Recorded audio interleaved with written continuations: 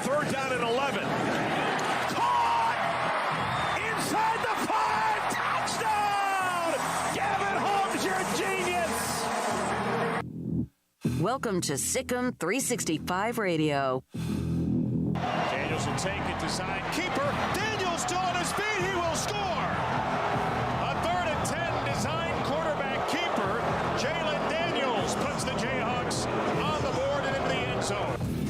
Sikkim 365 Radio is presented by IdealMRI.com. High-quality MRIs for $497 or less. IdealMRI.com. Your health is important, so is your budget.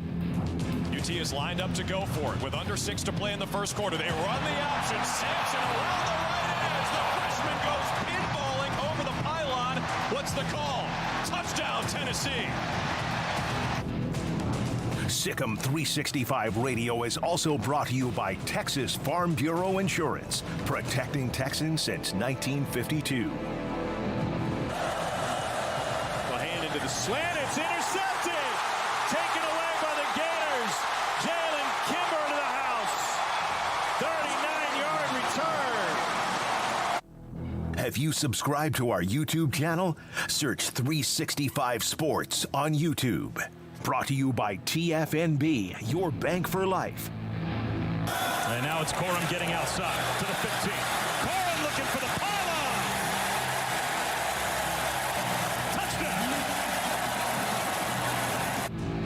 Touchdown. Now here's David Smoak, Paul Catalina, and Craig Smoak. And here we go on this Thursday, and we are rolling through the month of September the 22nd. A lot of things to get to, including news on UT and their quarterback situation, LSU and that investigation that led to eventually Ed Orgeron on his way out along with losing. Also, Utah fan that went a little bit high octane when it comes to winning and losing. TCU, SMU, and KU, and all of those particular fans, and they are buying up tickets, and also news on grad transfers. Good afternoon, Paul Catalina, Craig Smoak. I'm David Smoak, and in the studio today, Jack and Emery, Levi, and also Jacob and Garrett. This is 365 Sports. And also, again, don't forget, we are here every day, 3 until 6 on 365 Sports on YouTube. All right. Here's the first, this is the first thing. I saw this earlier today. This is Steve Sarkisian meeting with the media. Not him, but Jeff Howe, who is on with us talking UT football. Per Sark, Texas quarterback Quinn Ewers will suit up and will make the trip to Lubbock for the Texas Tech game. Nothing else from Sark beyond that. They're also taking Malik Murphy. They'll have 4 quarterbacks there. And again, we don't know the status of whether he's just suiting up or is he available if they need him or what. But that's at least pretty, I would think, positive news as they move forward. I think it's at least, something to throw. If you're Steve Sarkisian, why not throw it out there and make Joey McGuire and staff have to think about it? I still don't think he's going to play that soon. As collarbone injuries don't just, even if it's not a break, don't just miraculously, wake up in the morning and go, oh, I'm good now. It takes a little time. Yeah, I think that this is some level of gamesmanship. I also think that what we heard about the collarbone injury that apparently he suffered is it's a pain threshold thing. That was what was said pretty much afterwards. This isn't a break. This isn't a surgical issue. This is, can he withstand pain? So they're getting him, ramped back up. And I'm sure if there was a break glass emergency, they have to have him. I'm sure it would be a close call at this point. But, I think there's definitely some gamesmanship going on. I wouldn't think that they feel the need to rush him back. Texas Tech's got a solid defense, but not to the extent that you feel like Hudson Card can't handle business, or somebody else for that matter if you need them to. I think Malik Murphy being available since he's been hurt is obviously good news. So that Texas quarterback room, when all is said and done, they're going to have a bunch of different options throughout the rest of the season, it appears. And they'll have 2 quarterbacks once Ewers gets back that will have, even though his experience is still lacking, Card will have had built up some pretty good experience at that point, adding on to what he did last year. So, interested to see if we see Murphy at all before Ewers gets back. But that's good news that it's not something that's ruled him out for, a couple months. I mean, I don't think that they can, for the next 3 weeks, play this will he, won't he game, But I think for this week, some gamesmanship makes sense and leave people guessing on when he could be back, especially with Oklahoma looming not too far away. So Texas at Texas Tech, that game is Saturday night in Lubbock. And the Quinn Ewers information today. Quinn Ewers information from Steve Sarkisian. Now, how about this? TCU and SMU, they're meeting. They play early, 11 o'clock on Saturday. That game at SMU is sold out. Also sold out is this game in, Lawrence, Kansas. Kansas and Duke, and that's not basketball. We know that both teams unbeaten. KU off to a fantastic start as well. Of course, both teams unbeaten. Both of those games are sellouts, and I love to see it. Yeah, it's been a long time since Kansas has had one for sure, and it's they've now taken the college football world by storm, and everybody, it's a great story because I feel like everybody out there is kind of rooting for them a little bit, unless you really just hate Kansas, but. They've been so bad for so long to at least see them fun to watch. And that's the thing about teams like Colorado and Georgia Tech. I really feel for their fans because, when you just know that you're going to go out there and just nothing's good going to happen. And that's where Kansas has been. Lance Leipold in year 2 has just shot life into this program. And they're not only winning games, but they're fun to watch doing it. They'll be fun to watch when they lose games. They're a fun watch. Yeah. Max Olson, who's normally with us Thursdays, he'll be with us tomorrow just after 3 when we start the show, wrote a story today on Daniels, the quarterback at KU.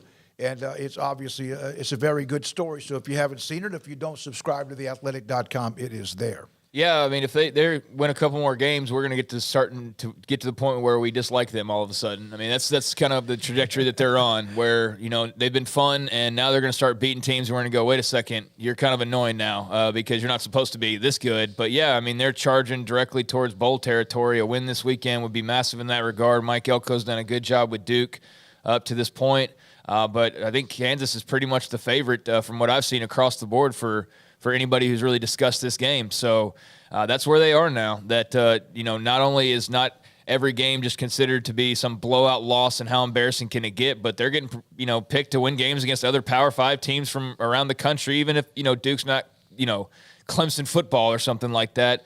The strides that have been made are absolutely massive, and I think that's awesome. As far as the battle for the Iron Skillet, that's a really interesting game. I'm not surprised it's sold out because I think TCU fans are still wanting to figure out exactly what they're going to be under Sonny Dykes, and there's reasons for optimism. There's also still a lot of questions, but SMU's got a good thing going with Rhett Lashley right now. I think, obviously the Sonny Dykes element to this game spices it up significantly. He wants to get a little measure of revenge against his old team, I'm sure, and they hate him now because he left them for the team across, the next town over.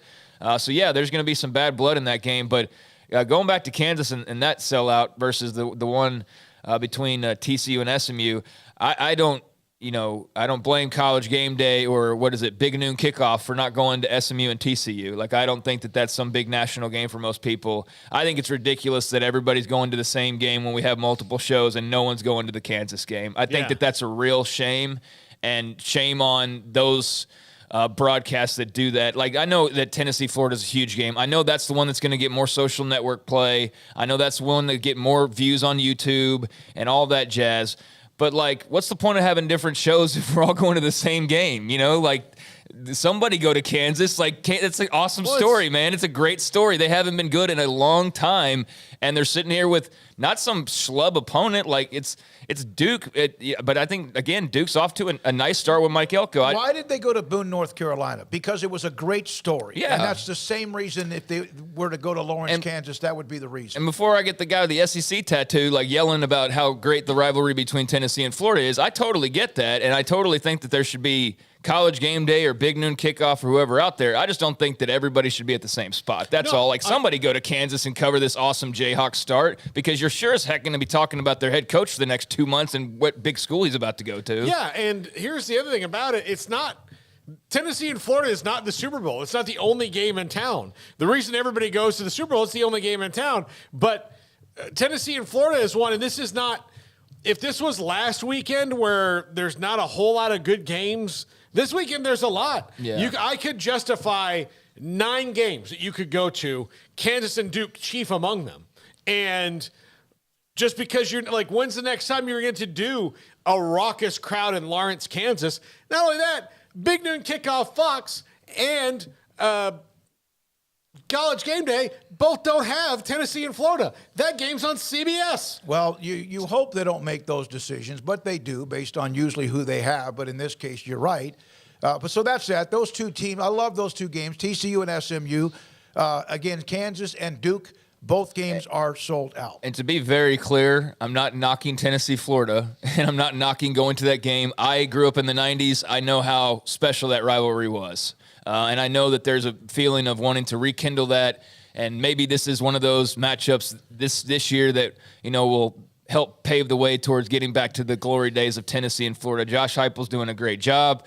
Billy Napier and Anthony Richardson have come back down to earth quite a bit over the last couple of weeks, but they're still fun, especially when, he was cooking like he was at the beginning of the year, just doing some crazy stuff. So I get it, and I get that game will be the bigger rating by far, and it'll have, way more fans and all that jazz. I know it's a numbers game. Everything ultimately is, but, yeah, somebody share the love and be a little bit different and go to the other really intriguing game, even if it's not going to have 100,000-plus people packing it out. That's all. Florida won last year 38-14. I thought they would have played more, but they have not. I think it's 51 times that they've played. Florida has won 31 and Tennessee 20. When I was a senior in high school, I had tickets. My dad got us tickets to that game because Peyton Manning was the quarterback for Tennessee. I was super excited to go. It was the same Saturday as what we at my high school called the twerp dance, which I think most people call Sadie Hawkins, where the girls ask the guys. It's the only time in my life where I did not want a girl to talk to me. And son of a gun, if both me and my best friend didn't get asked, here's the happy part of the Florida-Georgia story. We didn't get to go to the game, or Florida-Tennessee story. We didn't get to go to the game. My date dumped me at the dance, and my best friend is married to his. There you go. Very nice. Yep, Sadie Hawkins is that type of thing. And also today, LSU received information from the NCAA. One coach was given a 3-year show cause because of offering some inducements to many recruits, including a mother of a recruit. It's kind of complicated in there. Nothing really mentioned about Ed Orgeron, who, of course, was run out of town because he started losing, and other issues. And this was a little bit of that dark smoke as well. So they get a 1-year probation, and that's basically the NCAA accepting the other whatever penalties LSU gave themselves. Oh, my gosh. I can't. They're going to have to pay. Oh, gosh. Are you guys ready for this? They're going to have to pay a $5,000 fine. Where are they going to get that money? I hope that ESPN TV deal just gives them a little ahead of time or something, I guess, to get that bad boy taken care of. Think they can get Alabama to co-sign for him or something like that? Yeah, I hope so. I mean, maybe so. But, yeah, I mean, in all seriousness, a $5,000 fine is just almost like a slap in the face to the whole thing. When you're talking about the money involved in these schools that we're talking about, they get limited to some, 55 official visits, so there's a slight recruiting slap right there. A 3-year show cost for the former O-line coach and James Craig, so he gets the worst of it by far. But, yeah, outside of that, just don't screw up in grand fashion in the next year while you're on probation, and you're pretty much scot-free, like really every investigation we've seen carried out by the NCAA over, the last what feels like few years at this point. I mean, I know there's been maybe a case here and there where they've come out swinging, but they typically go back to their corner with their tail between their legs right afterwards. So, yeah, much. Burger almost. I don't know that there was much ado even about this, but it's definitely much ado about nothing. Mike Scarborough, who does a great job with LSU, and he also is very truthful about things when things are good or bad, said that he felt like in the end this would really kind of be a nothing burger, although the show cost for an assistant coach. That's big. That's a big deal, although we've seen that before with some coaches, even head coaches. So, one more note. Passion, right? Passion of college athletics. this is nuts. Brett McMurphy, a 21-year-old Utah student, was arrested after she threatened to detonate a nuclear reactor that is located on the campus if the Utah Youth lost to San Diego State Saturday. This from KSL.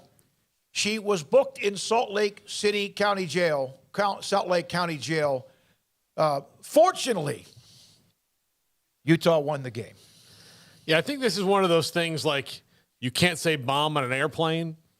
I mean, I hope she wasn't serious, but I mean, shoot, the world's crazy right now. She might Have have you seen been. Utah fans? Yeah. They're the last people that need nuclear codes. I'm telling you that right now. So hopefully this is a mistaken thing because, if there's a Ute with the nuclear codes, then we got to take better care of those things. She posted apparently on social media that if they lost, she was detonating the nuclear reactor on campus. She said it was a joke. Maybe it probably was. I remember I got, blocked out of Twitter. And I might have been in Indianapolis at the NCAA tournament when I used the phrase, stick your head in a tank of gasoline and light it with a match. That's my phrase for let's freaking go. And I put it up on Twitter. I've been doing that for years. And I got reported and I got banned for 24 hours for that. And okay. So and then you start getting all these responses from Twitter. Please don't promote violence. And I hope if you need help that you know where to contact somebody. And it's something that I now can't put up on Twitter. I hope YouTube's not going to get me for that either. Well, good thing YouTube's really got their priorities straight. I'm glad they're eliminating things like that versus, all the other nonsense that you see on Twitter all the time. And I think that this girl was just kind of full of it, honestly, because if she was being for real, she would have done this, based on a real game. Not San Diego State. They won that game handily, 35-7. She knew what she was doing. She was just asking for attention. But, yeah, if she's actually got some nuclear codes, we need to review the policies and get those away from her because there's a long way to go in this season and a few more games. Although for Utah, I don't see them losing a game anytime soon. So that's working in their favor. I don't know, and I've asked you this before, but Kalani, I think it's Kalani, Keahilin, or Nil. I hope it's Kalani, but silly girl, you can't detonate a reactor. You can only make it go into meltdown mode. There you go.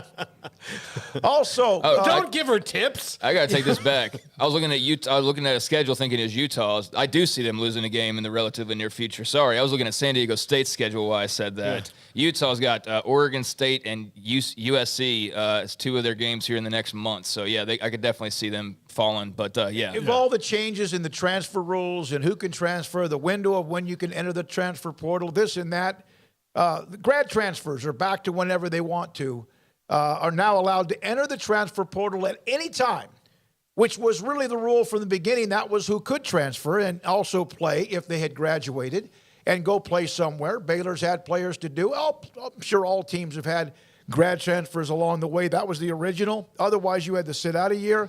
And so now they can go and transfer post their degree, I guess, Bachelor of Arts or Science degree, and move on to somewhere else if they want. And there are no windows. There's not a window. You could just go and do that based on your convenience and also if somebody wants to see you. You earned the right to do that. You got your degree. Absolutely, so that's a free agree. pass, and I have no issues with that. I don't really have issues with much of the transfer stuff except for just, I think as we said during the offseason, just having some kind of walls in place to not limit guys or girls, but to just have some organization. Like that's not trying to limit anybody's abilities to go where they want to go ultimately, but just have some organization, to make it a cleaner process. But when it comes to the graduates, they earned their degrees. They owe nothing to those schools. They should be free to go where they want to go. So, that makes a lot of sense. We will have at 5 o'clock today, just after 5 o'clock, former Baylor quarterback Seth Russell. He'll join us today on Baylor and Iowa State, plus also Nick Joos, who worked at Baylor for quite some time in athletic communications in the athletic department. He's now been at Iowa State. He'll join us at 3:40 to look back at some of the memories of when he was at Baylor against Iowa State, and now Iowa State moving forward for Saturday's game with Baylor. Mickey Spagnola on the Cowboys, also Craig's Off the Radar, Paul's Top 5, and then Jennifer Smoak, Fantasy Football League guru, and she will join us today at a little after 5:30. So all of that, plus a note from Loretta High School in Texas, like you have in college football, the Learfield Cup that Texas has won the last couple of years for the best athletic department. In Texas, UIL schools have what's called the Lone Star Cup, brought to you by one of our great sponsors, Texas Farm Bureau Insurance. They are being given that award officially tomorrow at a game at home from Texas Farm Bureau Insurance, Mike Garrick, and we'll hear from their principal a little after 5:15 today, Kevin Johnson, on what that award means. It's not just athletics, academics, it's extracurricular activities, so it could be debate, could be choir, could be that, and then also is for what they get point totals in athletics for all of those particular categories, and the Lorena High School gets that tomorrow. So congratulations to them. We'll hear a little bit from Kevin Johnson on that. Now, Baylor and Iowa State. It's been a series that really has been very close. I mean, these games have gone down to the wire. Last year, what was it, that Baylor knocked down a two-point or picked off maybe a two-point conversion in the end zone. There have been just so many back-and-forth games. It's not considered a rivalry. They haven't played that much. But this has been a really good series, similar to Baylor-Oklahoma State of late, similar to Baylor and TCU, although TCU has kind of had a one-sided advantage there. And you really look at the Big 12, and I know there's Texas and OU, and that's the mother lode and all that. But there are some bubbling rivalries that have developed among other teams. Is this one of them for Baylor? I think so. I think that because it's been so close the last few years, because the teams are both ready to kind of move like everybody is in the conference. It's turf war. Who's going to be that next level? Yeah, Stay there. And they're ready to move on past Texas and Oklahoma whenever those two do leave. So I think there's that sense of who can jockey for position, although I just based on how it's gone, I don't know if anybody's going to be leaps and bounds ahead of the other one, but yeah, I think that's a little budding rivalry. And then there's little stupid things like made them take the shade down and all that when it was hot, whatever. But those things pop up and down. There's a nice little Twitter battle between them. There's, funny people from Iowa State like Cyclone Larry who have helped. I reached out to him. Who have helped water the lawn of the rivalry. Well, he does that with everybody that Iowa State plays. So he's been good for this one in particular, in my opinion. So it has been close. Seth Russell, who will join us again at 5. Part of what derailed the 2015 season was Seth getting hurt in that game against Iowa State at home, knocked him out. And then Baylor went through a stretch of quarterback after quarterback after quarterback, from Seth Russell, who was elite, to then Jarrett Stidham, who was young and very highly rated, to Chris Johnson, who didn't even end up playing quarterback at the end of his career, to Lynx Hawthorne throwing passes against Texas in that season. Eventually a bowl game in which they played a running back at quarterback in Johnny Jefferson. So let's get into some of that. We'll get to the chat room today as well. 254-339-1122. Your thoughts about how about Kansas and also Duke and also TCU and SMU being sold out? Quinn Ewers, you think he plays this weekend, or is it just in case? 254-339-1122. This is Sikkim. 365 Radio, 365 Sports. Stonewood Dental, September 27th. I will be there to get crowns put in. I've waited too long for this. I've had a couple of teeth, front right teeth, that have just been one of them was kind of chipped. And you won't even believe how I chipped it. It was crazy playing a round of golf. And the other one just eventually I didn't take care of it. So I had them pulled by Brazos Oral and Facial Surgery and Dr. Warren. I had that done because Dr. Steve Childress at Stonewood Dental recommended that's who I go to get that done. And then implants put in. And just the thoughts of that made me nervous, but I knew I had to do something. And finally, I listened to Dr. Childress after a few years of probably not enough, and now I'll have 2 crowns put in by Dr. Childress after going through that other process. It takes time. Your gums have to heal. You have to make sure everything's right. And I have those put in on September 27th, and I cannot wait. Stonewood Dental with teeth cleaning and what you need, whether it's a root canal or just something else, maybe a cavity, or just to check up your teeth and dental work. Stonewood Dental in Robinson, Texas. If you're out looking for a great selection of new cars and trucks, then shop Allen Samuels in Waco. Because we have some of the best deals in Central Texas that will put you in a new vehicle and driving away with confidence. Save big this month on a new 2022 Dodge Charger GT and get $500 bonus cash with 2.9% for 72 months. Plus, first responders get an extra $500 off your purchase. Stop by today or browse online at allensamuelsdcj.com. Come by. Let's be friends. Boots add protection. Good boots help you climb better and move forward faster. And when your son or daughter steps into the boots of a U.S. Army officer, they also learn how to lead. In these boots, they'll gain more confidence with expert training in one of more than 150 occupational specialties. In these boots, they'll stand a little taller and lead a team with diverse backgrounds and areas of expertise to successfully accomplish whatever challenge comes next. In these boots, they'll earn respect with valuable experience from day one that will give them solid footing for success into the future. Highly qualified candidates who earn a spot on our team can receive comprehensive health care coverage, college tuition assistance, and a bonus of up to $40,000. See all the things your son or daughter can achieve in our boots at GoArmy.com. U.S. Army Waco Recruiting Company, 254-598-8131 or 254-776-1543.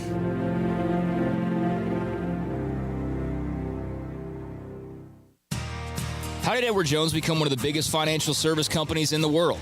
By not acting that way. Financial strategies, one-on-one advice, it's a big difference. And that's why Brad Wilson, your Edward Jones financial advisor, makes sense of investing. Experience the difference for yourself. Brad Wilson, 250 Sharon Drive in Woodway, 254-776-4337. Edward Jones, member SIPC. Baylor Scott and White, Southwest Sports Medicine and Orthopedics, the team physicians for Baylor Athletics, diagnosing and treating all sports-related injuries, including concussions. These specialists also provide orthopedic services for athletes and non-athletes alike, whether it's knee or shoulder pain, hand or wrist injuries, orthopedic spine care, and even an arthritis and total joint clinic. Trust the doctors Baylor Athletics trusts. Baylor Scott and White, Southwest Sports Medicine and Orthopedics wants to get you back in the game.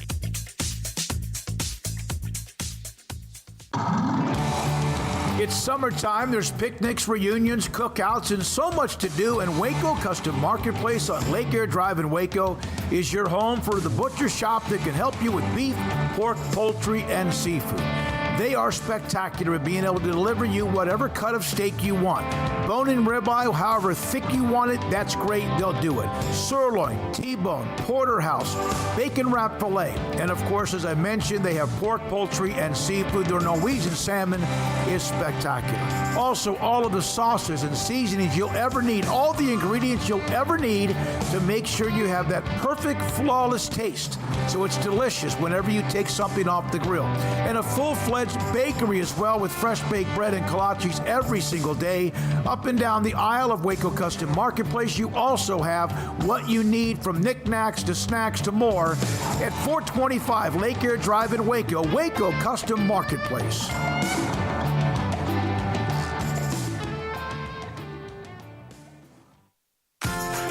Automatic Chef Canteen is a full-service micro-market vending and office coffee provider with state-of-the-art vending equipment, a wide variety of products, and offering custom-fitted micro-market vending office coffee solutions for your employee break room. You want a full break room solution and a workplace oasis? Well, Automatic Chef Canteen, locally owned and operated for over 50 years in Central Texas, also includes in-house mechanics on call 24/7 for fast, reliable service and maintenance. Automatic Chef Canteen, 6900 Imperial Drive in Waco, or online at automaticchefcanteen.com. Welcome back to Sikkim 365 Radio. The 3 o'clock hour is sponsored by Waco Custom Marketplace. Meats, sweets, Texas treats, and a cut above the rest. 425 Lake Air Drive, Waco.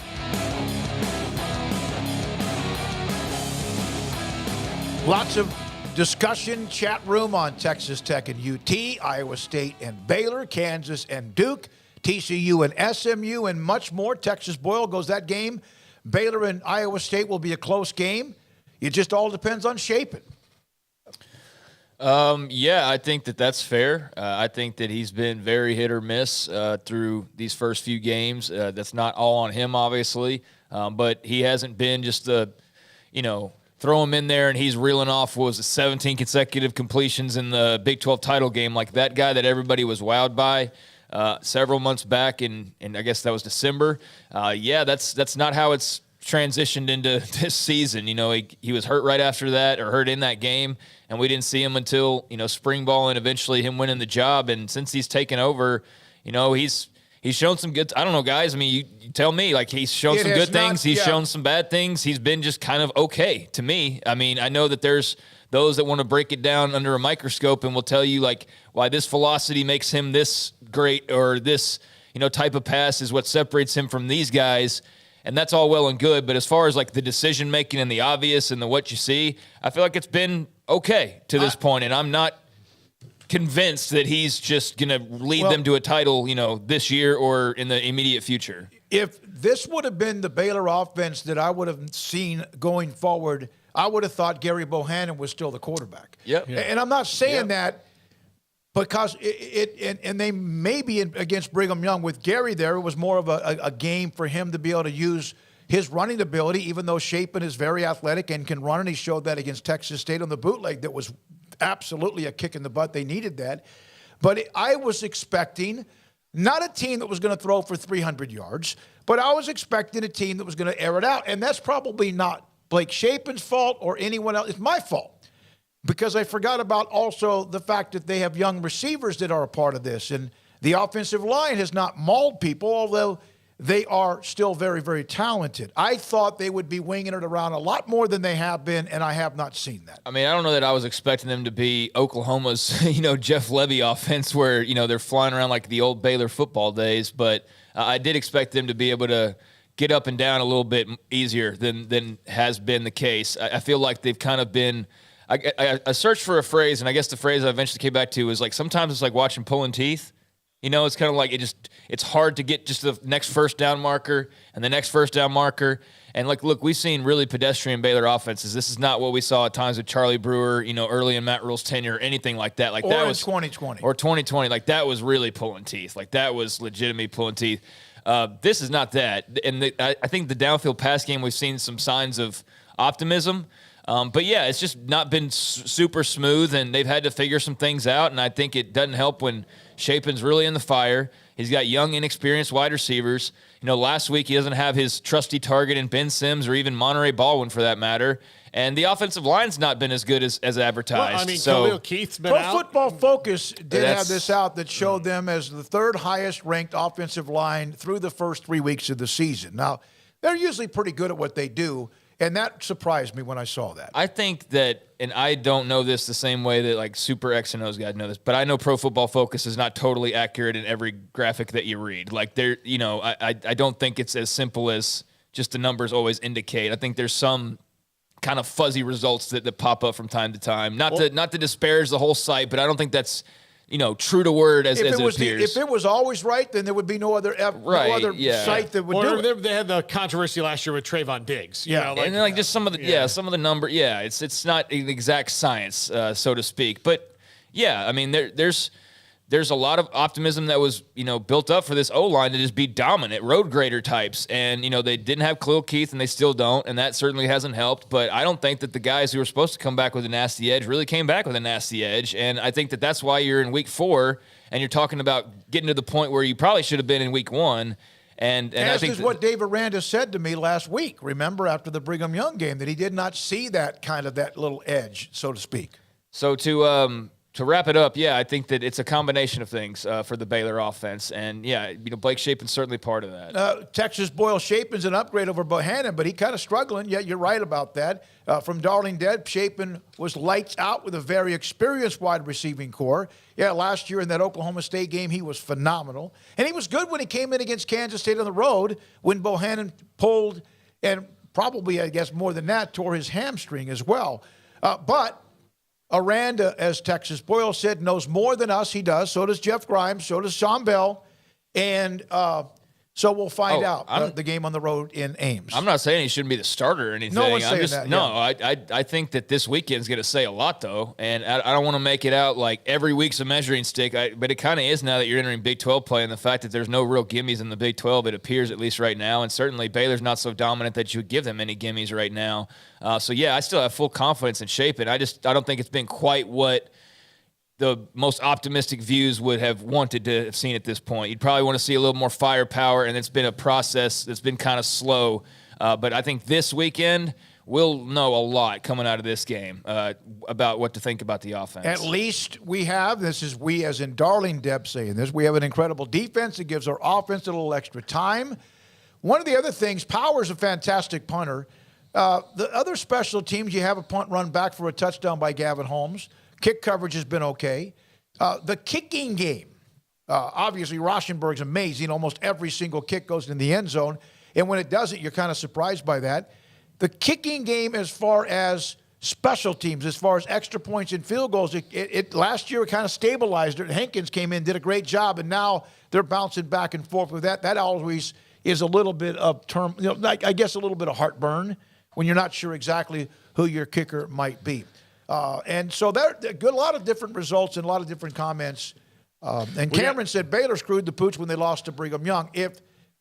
You hope they get better from that game, and we didn't see that in the first half against Texas State. They play like they did in the first half against Texas State in Ames, they'll be down 10, 14 points at halftime. Yeah. They screwed the pooch if you're talking about like going undefeated, but outside of that, everything's still in play. But it's going to be tough. There's only going to be a couple teams that do that anyway. So. Yeah. Agree Chapin has from 254. Agree Chapin has been average at best, but last year he was throwing to veteran receivers.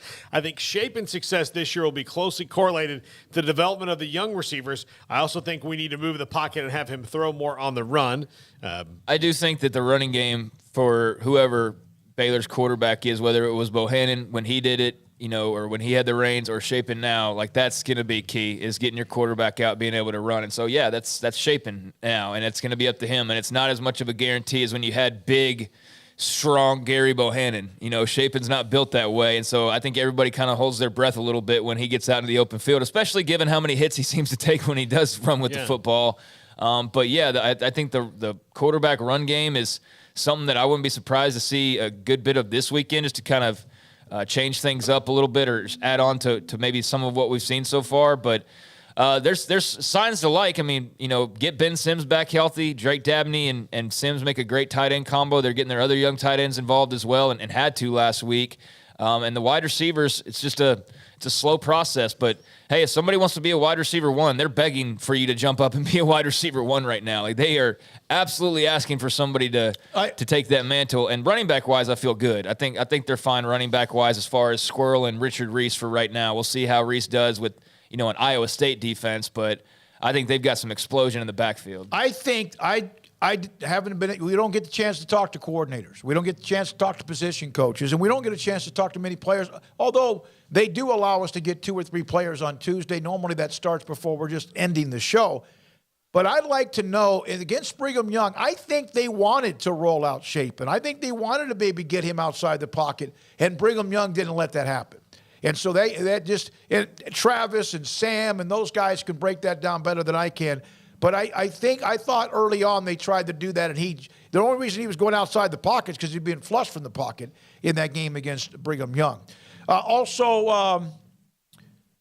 Reckham Dalius, Tech also needs to emphasize the running the ball against their game with Texas. Thompson and Brooks need to combine for 20, 30 carries a game. I have no idea how that game, last year Texas obliterated the Red Raiders 70-35 to open up Big 12 play. I remember that. And then, of course, after that, everything started. Then they had the big lead against Oklahoma, and then at halftime after that, it wasn't the same. Yeah, that game was weird for both of them. Like, everybody thought, oh, man, look what Texas is going to be able to do. And then I think that was also like the first part of the guillotine for Matt Wells.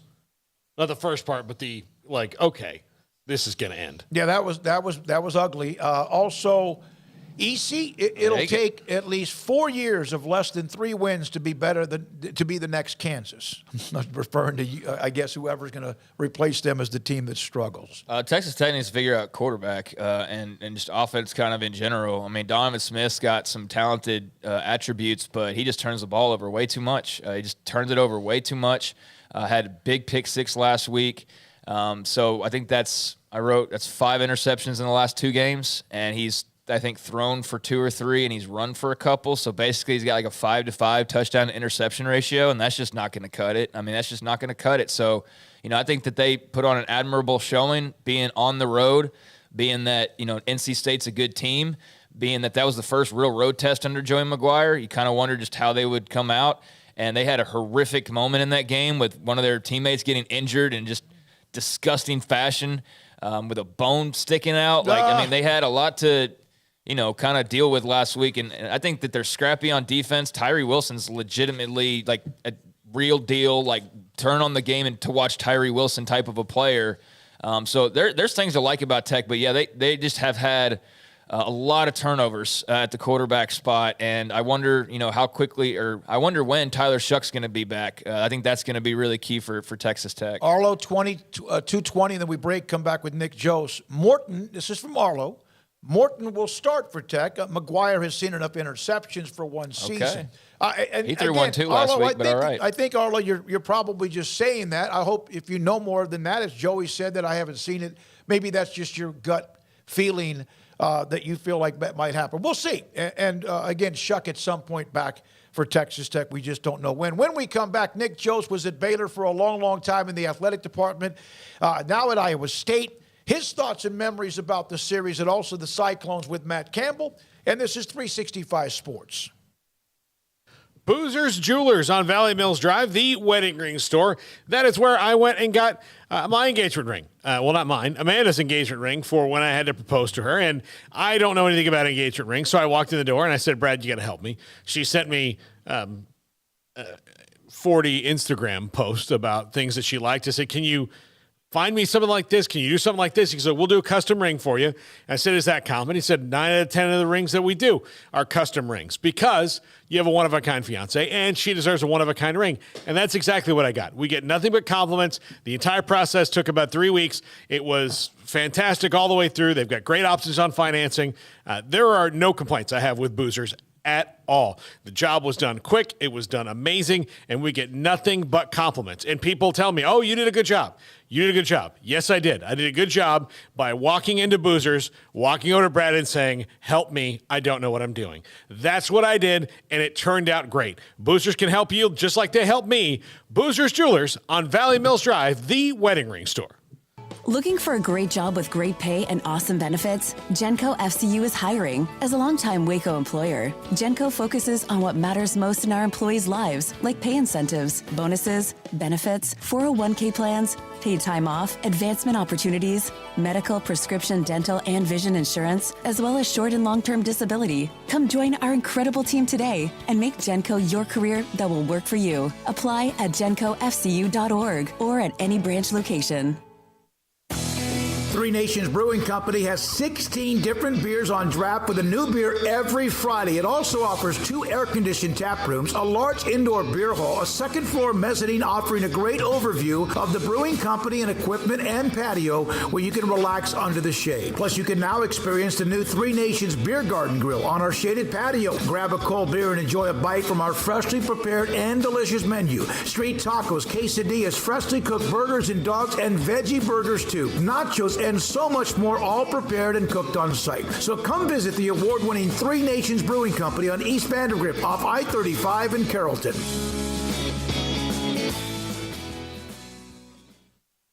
At Ideal MRI, we feel blessed to be part of the Waco community. We're a small family business here in Central Texas. At times like this, the cost of healthcare has never been more important. And unfortunately, significant illnesses and injuries still occur. And that's why Ideal MRI is open and here to serve you through this difficult time. So if you need an MRI, ask your doctor about Ideal MRI. You can schedule online in minutes at idealmri.com or call 833-IDEAL-MRI.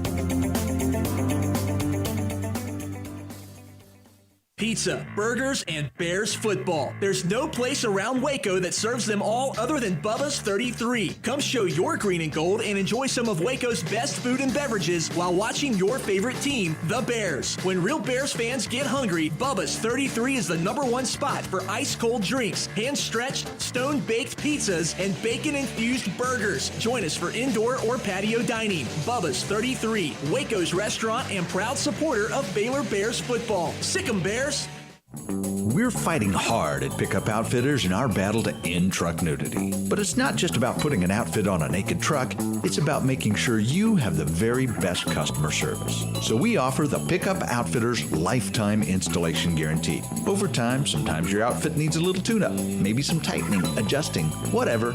If you outfitted your truck at Pickup Outfitters, that tune-up is absolutely no charge for the remainder of the time you own that truck. We also offer free warranty assistance. If for any reason you need to use your warranty, you just bring it back to us and we take care of it. It just makes sense. I mean, operating without a promise like that would be like offering customer service in the nude. And if you've seen our staff, trust me, you don't want that. So do your part to end truck nudity by outfitting your truck, Jeep, SUV, or van at Pickup Outfitters, 220 Lake Air Drive in Waco, where we promise to serve you fully clothed. Check out our website, createacommotion.com. In Texas, there's pea-size hail and baseball-size hail. Guess which one hit our house? We didn't even know where to begin, but we called our Texas Farm Bureau insurance agent, and he was so reassuring. He knew exactly what to do to get our house back into shape and our lives back to normal. Now, we're even more thankful for the roof over our heads. Stop by and see our agents at one of our 3 McLennan County locations. Coverage and discounts are subject to qualifications and policy terms and may vary by situation. Welcome back to Sikkim 365 Radio. Are you a Sikkim 365 super fan? Then try out our premium subscriptions at Sikkim365.com. We, for a long, long time, had incredible access. We still do at Baylor, but Nick Joos was a major reason why. He loved what we did, and he was at Baylor forever. And then now he's at Iowa State, where he graduated, received his degree, and now Nick Joos joins us from Iowa State, Sikkim 365 Radio, 365 Sports. Nick, what's it like to work at your alma mater? Well, thanks, David, for having me on. And first, let me just say, really impressed, what you guys have continued to do with Sikkim, 365. And I mean, I remember when I was there and Ashley Hodge came to me and he had this vision and he wanted to, start the website, and, we encouraged him to do so, and that it was going to catch and surpass, Texas Ags, I think is what it is over there at A&M. And so you guys have built on his vision and taken it a long way. So congratulations to you, Paul and Craig, for an incredible job. As far as working at your alma mater, it's really cool. I'd never had that opportunity in the first, 28 or so years of my professional career. And then a year or so ago, the opportunity came along, and it's been a lot of fun. We have a great department, a lot of good people. Jamie Pollard's one of the best, if not the best, athletic director in the country. Does a tremendous job, and we have a great culture. So it's been a lot of fun. Iowa State's changed, Ames has changed, Des Moines changed since I was there and when I grew up there. But it's been a lot of fun, and looking forward to hopefully seeing a lot of friends and familiar faces here this weekend with Baylor coming to town. You mentioned Jamie Pollard, and I wanted to ask you about him. We had him on the show a few months ago, and even knowing how passionate he was about the overall mission of being an athletic director and kind of what the job really is compared to where it might be some other places a little bit different. What is it like to work for a guy like that who is very passionate and has a belief structure that is a true north to him? Yeah, no, Paul, that's a great question. He's really cool. He's a former All-America student athlete at Wisconsin Oshkosh back in the day. And, he's built a program at Iowa State that, when I was in school, we weren't very good in most anything other than probably men's basketball and a little bit of wrestling and track. And now all of our sports are competitive. We're fifth we do an internal kind of Big 12 all sports standings, and we tied Tech for 5th in our ranking. Directors Cup is 42nd nationally this past year. One of the best we've ever done. So he has incredible vision, incredible creative mind. We rolled out a project earlier this week, a multi-use district that we're going to build between our football stadium and our basketball arena called Sidetown, and it's going to generate the revenue that then can go back into upgrading the facilities, because they're 50 to 55-year-old buildings right now that need there's been a lot of deferred maintenance, and the university a couple of years ago transferred those facilities to the athletics program to run with. And so we're going to upgrade them and make them great and make our community better. And so just an incredible, he's always going. Reminds me a little bit of Scott Drew. He's always on the move, always on the go. And that's cool. So he's just been incredibly great. And I think it speaks to the culture here. During COVID, a lot of schools dropped sports or they cut a lot of staff. When I was at Mizzou, I had to furlough some people. That's not fun. I never want to do that again. And he was able to convince, his coaches, took some, salary reductions for a period of time. And that was able to save everyone's job within the athletics department. And it was also able, no sports got cut. And more importantly, didn't have to take any loan out from the university to run the athletics program there during the COVID. So certainly visionary, great leader, obviously high integrity, and very, very creative. Nick, you mentioned some of it there. It's been a crazy, last 2 or 3 years for college athletics, whether it was COVID, just kind of everybody having to slam the brakes and then figure out what to do from there, save programs, like you said, in some cases, and then, transition and just all the changes going on with college athletics in general, from NIL to transfer rules and all that. Just how would you kind of summarize, as somebody who's been in the athletics game a long time, the last 2 or 3 years? Yeah, Craig, great question, and good to hear your voice too. I think crazy. It just seems like there's always something new. And right now we've all got to be adaptable and see what happens and make the best decisions possible, for our student athletes. And I think, everybody certainly is trying to do that. I think the good news for Iowa State and for Baylor and, the other 8 schools or 6 schools, I guess I should say, that are going to stay in the Big 12 here in a few years is I think we all stick together. We add the 4 schools. And whether we add more down the road or we don't add more, we're going to have a great conference. And there's a great value in that. And it's going to be okay. It's going to be better than okay. Iowa State needs Baylor. Baylor needs Iowa State. We stick together, and we're really, I think, going to have a very special conference. Obviously, outstanding in basketball, men's and women's. But then if you look across the board, football, Kansas is in a resurgence all of a sudden this year with a great coach, and all the other programs are doing well too. So it's going to be just an incredible conference here down the road, and not very much longer. This Baylor-Iowa State football series really has become more intense because they're both fighting for that next level. And Iowa State was 2 years ago, was in the Big 12 championship game. Last year, Baylor won it.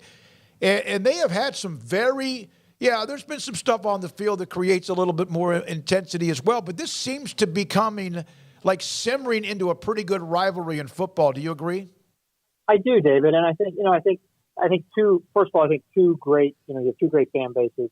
You've got 2 outstanding coaches. Dave Aranda has come in and done a great job at Baylor, and Matt Campbell has, just steadily built a really good program at Iowa State. And, certainly if you go back and you look really at the history of both institutions in the sport of football, they're almost mirrors of each other in that, they were kicked around for a long time.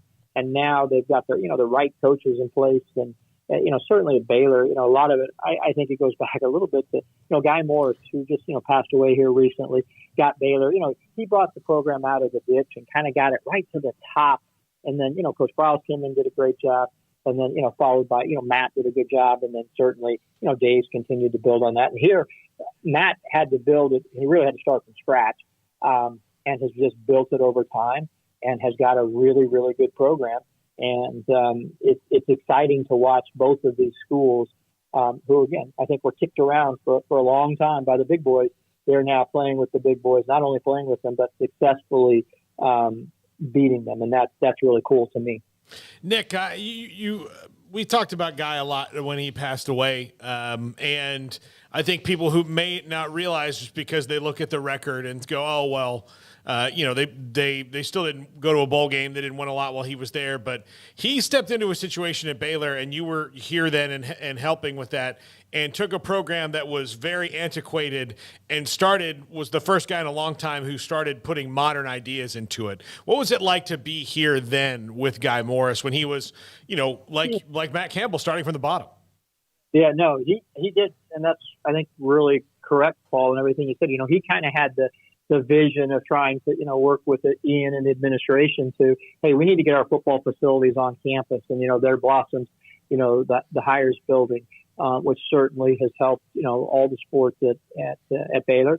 But he was a guy's guy, so to speak, and when you're riding to the bus to go to the game, and he's reading about his cattle and stuff like that. His focus was, and that just was his way of relaxing, but really, really, cool guy, and no pun intended there, but the A&M game, I'll never forget that one. And then, I think it was the following year up at Oklahoma, we had a chance to beat them and would have gone to a bowl game that year had we been successful. And I saw Sean Bell running a 2-point play, I think, at the end, and didn't quite get in, if I remember correctly. It's been a few years, but just had a good staff. And again, he just brought the program was so far down, Paul, that he was just able to really, bring it back and out of the ditch. If you're coming up that ditch to drive out of the ditch, and you kind of got the program right there to the top where you're peeking over, man, we can be okay. We beat A&M. We're competitive with Oklahoma. We're doing some really good things, almost beat Nebraska.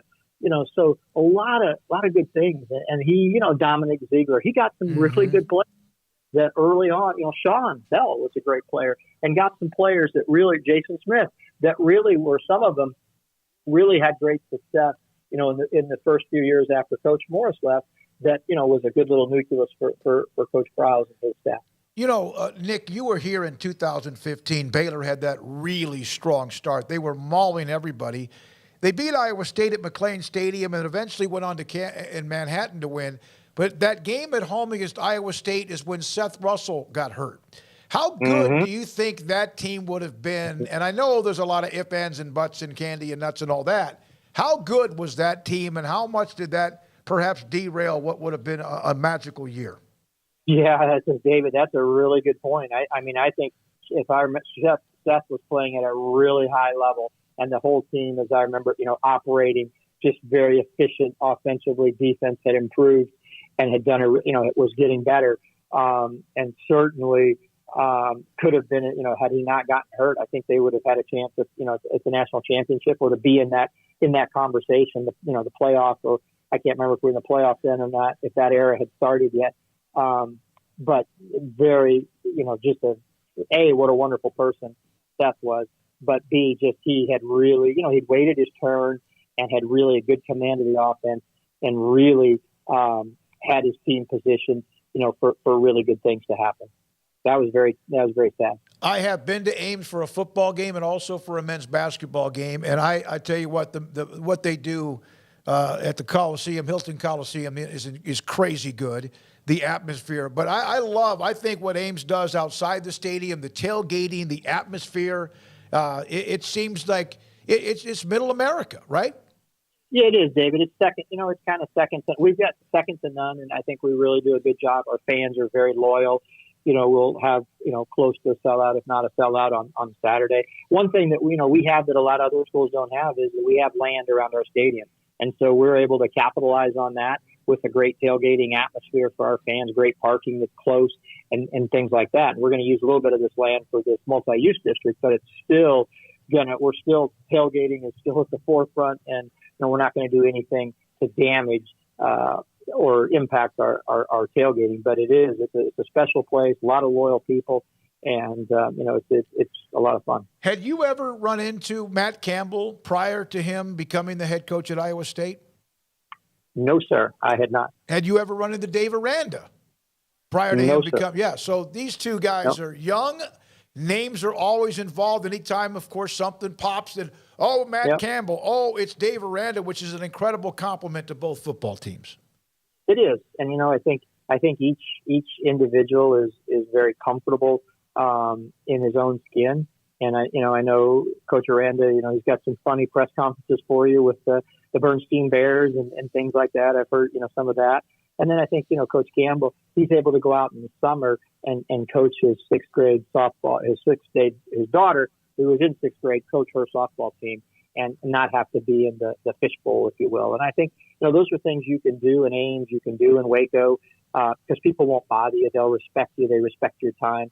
Some of those other places, they don't necessarily do that. You can't even go out and grab a bite to eat with your family because you're going to be inundated with people who want autographs or just want to shake your hand. And so not that doesn't happen in Waco, not that doesn't happen in Ames, but I think people are probably a little bit more respectful of the coaches and their time, when they're out in the community with their families. You mentioned the Big 12 and what they have, even when Texas and Oklahoma leave, which of course was a shocking story.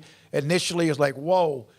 How proud are you of the Big 12? We've had, again, Paul mentioned this, your AD has been on with us, and we've heard from Mac Rhodes all the time, among others as well, how they were able to respond to that and the 4 teams that they added moving forward. Well, I mean, David, I'm a guy that if you look back, obviously Iowa State, when I went to school here, was in the Big 8. I was at Nebraska for 13 years when the Big 12 was formed. So, and then obviously Baylor and now here. So I think I was counting up the other day out of the 20, I think the Big 12 is 27 years old. I've been around it for 20 years at one campus or another. And so I think it's a great conference, and I've always thought that. And I think that we were very fortunate with good leadership at the time by Commissioner Bowlesby to add those 4 schools a year ago when we did. And that's really stabilized us as we move forward. Now there's unknowns as, hey, what's the value of the new television contract going to be, things of that nature, but we're stable. And those 4 schools coming in, David, from everything I hear, they are excited to come to the Big 12. They have fought and scratched and clawed their way to get to the Power 5, to get to the Big 12, and to have 4 schools are going to come in and be really excited and not be looking over their shoulder to see where the next big deal, where they can get out of. I think it's really cool. And I think the competition up and down the line is going to be really good as we go forward. We saw Baylor had a tough game at BYU a couple weeks ago. And BYU is good in a lot of sports. Cincinnati, I think Houston, they're having a tough year right now, but they've been solid. And UCF, I think, is certainly an up-and-coming program. I sat in Memorial Stadium, David, one day and watched UCF run up and down the field with what was Dante Culpepper, I think was the guy's name, the quarterback from UCF, if I'm not mistaken. I think beat Nebraska, if I'm not mistaken, or certainly played them very close. So I think these 4 schools are going to be great additions to the conference, and I'm excited about the future. I've never been more excited, to be honest, about the Big 12 and what its future is. And I think a good, bright, energetic commissioner coming in, after the great leadership of Commissioner Bowlesby. So I think he'll build upon that. He'll have some new ideas. Some of them probably maybe new to college athletics, but that's okay. And if we can be the innovative conference and shake things up a little bit, that's okay. By the way, people blame Tom Osborne for retiring. Prop 48, walk-on programs, all of that. I blame Nick leaving in 2000. Nebraska has never been the same. That's pretty true. I'd say, I'd say it's probably more of, though, David, if you back in history, if you really went back, it was probably the day that they decided they were going to cut ties with Frank Solich, and then then it hasn't been the same. And whoever's the next coach certainly has got his work cut out for it, because I think they thought they were just going to walk in there to the Big Ten and just, here we're Nebraska, we're here to win. And, I think they found out it's not quite that easy. No. The Big Ten wasn't going to go, okay. Glad you're here. Exactly. Let's lay down. Exactly. Nick, it's great. It's great to hear from you, and appreciate you always. And also thanks for your time, and also helping us with Matt Campbell and Jamie and others as well. Great to see you at Big 12 Media Days. Thanks for your time. Enjoy the weekend. All right, David. Good to hear from you guys. You guys keep doing a great job down there. Thank you very much. Nick Joos, Iowa State Athletics, and a really great guy for us joining. He's the Senior Associate Athletics Director in Ames. I have lots of great stories about Nick, and some of them which are hilarious about some things that happened back the other place, but they're neither here nor there. But I will tell you, as a young person starting out in the business, I started in the morning show. He reached out and called me and said, what can we do to get more football stuff on the morning show? I said, oh, what can I do? He said, well, you guys never really reach out and want to interview players. And I went, oh, am I allowed to do that? And he's like, well, you're the flagship radio station. Of course you can. And so I would go out once a week to practice. It started with Jason Smith and Sean Bell and Dominique Ziegler. And I would go out to practice in the afternoon, and there'd be a player there waiting for me. And it's not necessarily that way anymore because they gotten more successful. But Nick was smart enough to be like, look, we got to get these guys out and notice them any way that it was like the different coaching staffs have different type access available. Baylor does as good a job as you can, but the access of one-on-ones with players is not quite what it used to be.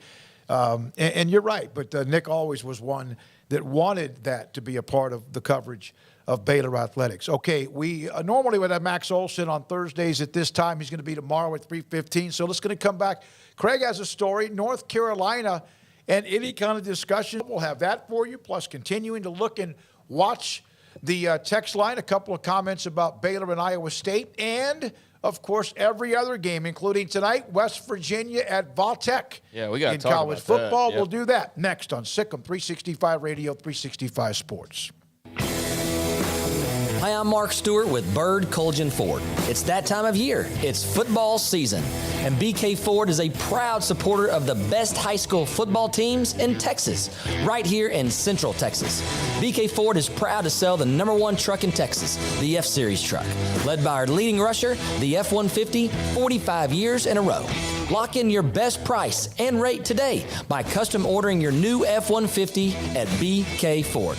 Simple, easy, trusted. Experience better at Bird Colgan Ford.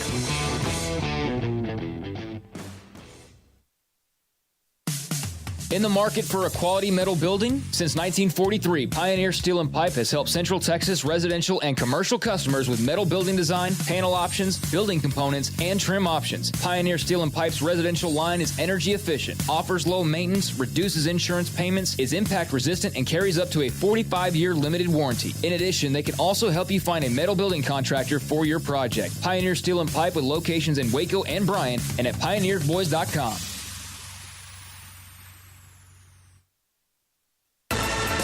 Did you know that Waco Regional Tennis and Fitness is a partner of the City of Waco? Did you know that we are open to the public?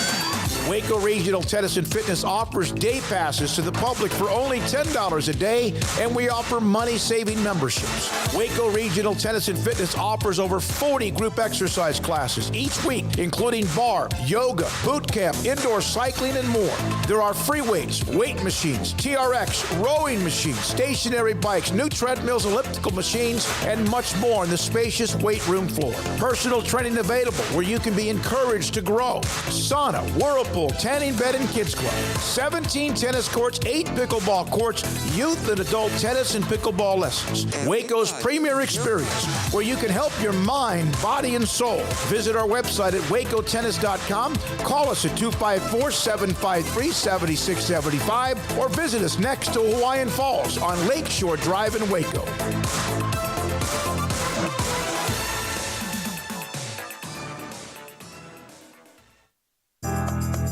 Riverbend Liquor and Wine, Lakeshore Drive and North 19th Street, right behind the bank, is a hidden gem in Waco. If you're a fan of bourbon, especially local Texas bourbons, that's where you gotta go. Balcones, TX, Devil's River, whatever it is, they've got it. Riverbend Liquor and Wine, plus the best selection of craft beers in Waco, seasonally churned out throughout the year. Whether it's spring, summer, fall, or winter, Riverbend Liquor and Wine, best selection of craft beers, a speedy drive-through window, and excellent customer service. Find out more on Instagram or just go by and see them. Lakeshore Drive at North 19th Street behind the bank. Let Camille Johnson Realtors guide you seamlessly through the process of buying your dream home or selling your current one. Commercial, farm and ranch, or residential, Camille Johnson Realtors can smoothly and successfully lead you through any transaction. With a team of 28 experienced agents who are excited about serving you, Camille Johnson Realtors services the entire greater Waco area. If you're in the market to buy or sell, contact Camille Johnson Realtors, 104 Midway Center in Woodway, or find them online at www.camillejohnson.com. Camille Johnson Realtors, elegant, charming, warm. Welcome home. There are 26 letters in the alphabet, over 600,000 words in the dictionary, and just 3 of them said together can change everything. Let's order pizza. Those 3 words lead to dough made from scratch and 3 fresh signature cheeses that blanket golden crust in a heavenly melt on Marco's Pizza that'll blow your mind. So visit marcos.com to order and stop by Marco's Pizza in Belmead, China Spring, Woodway, and in Robinson. Marco's. Pizza lovers get it.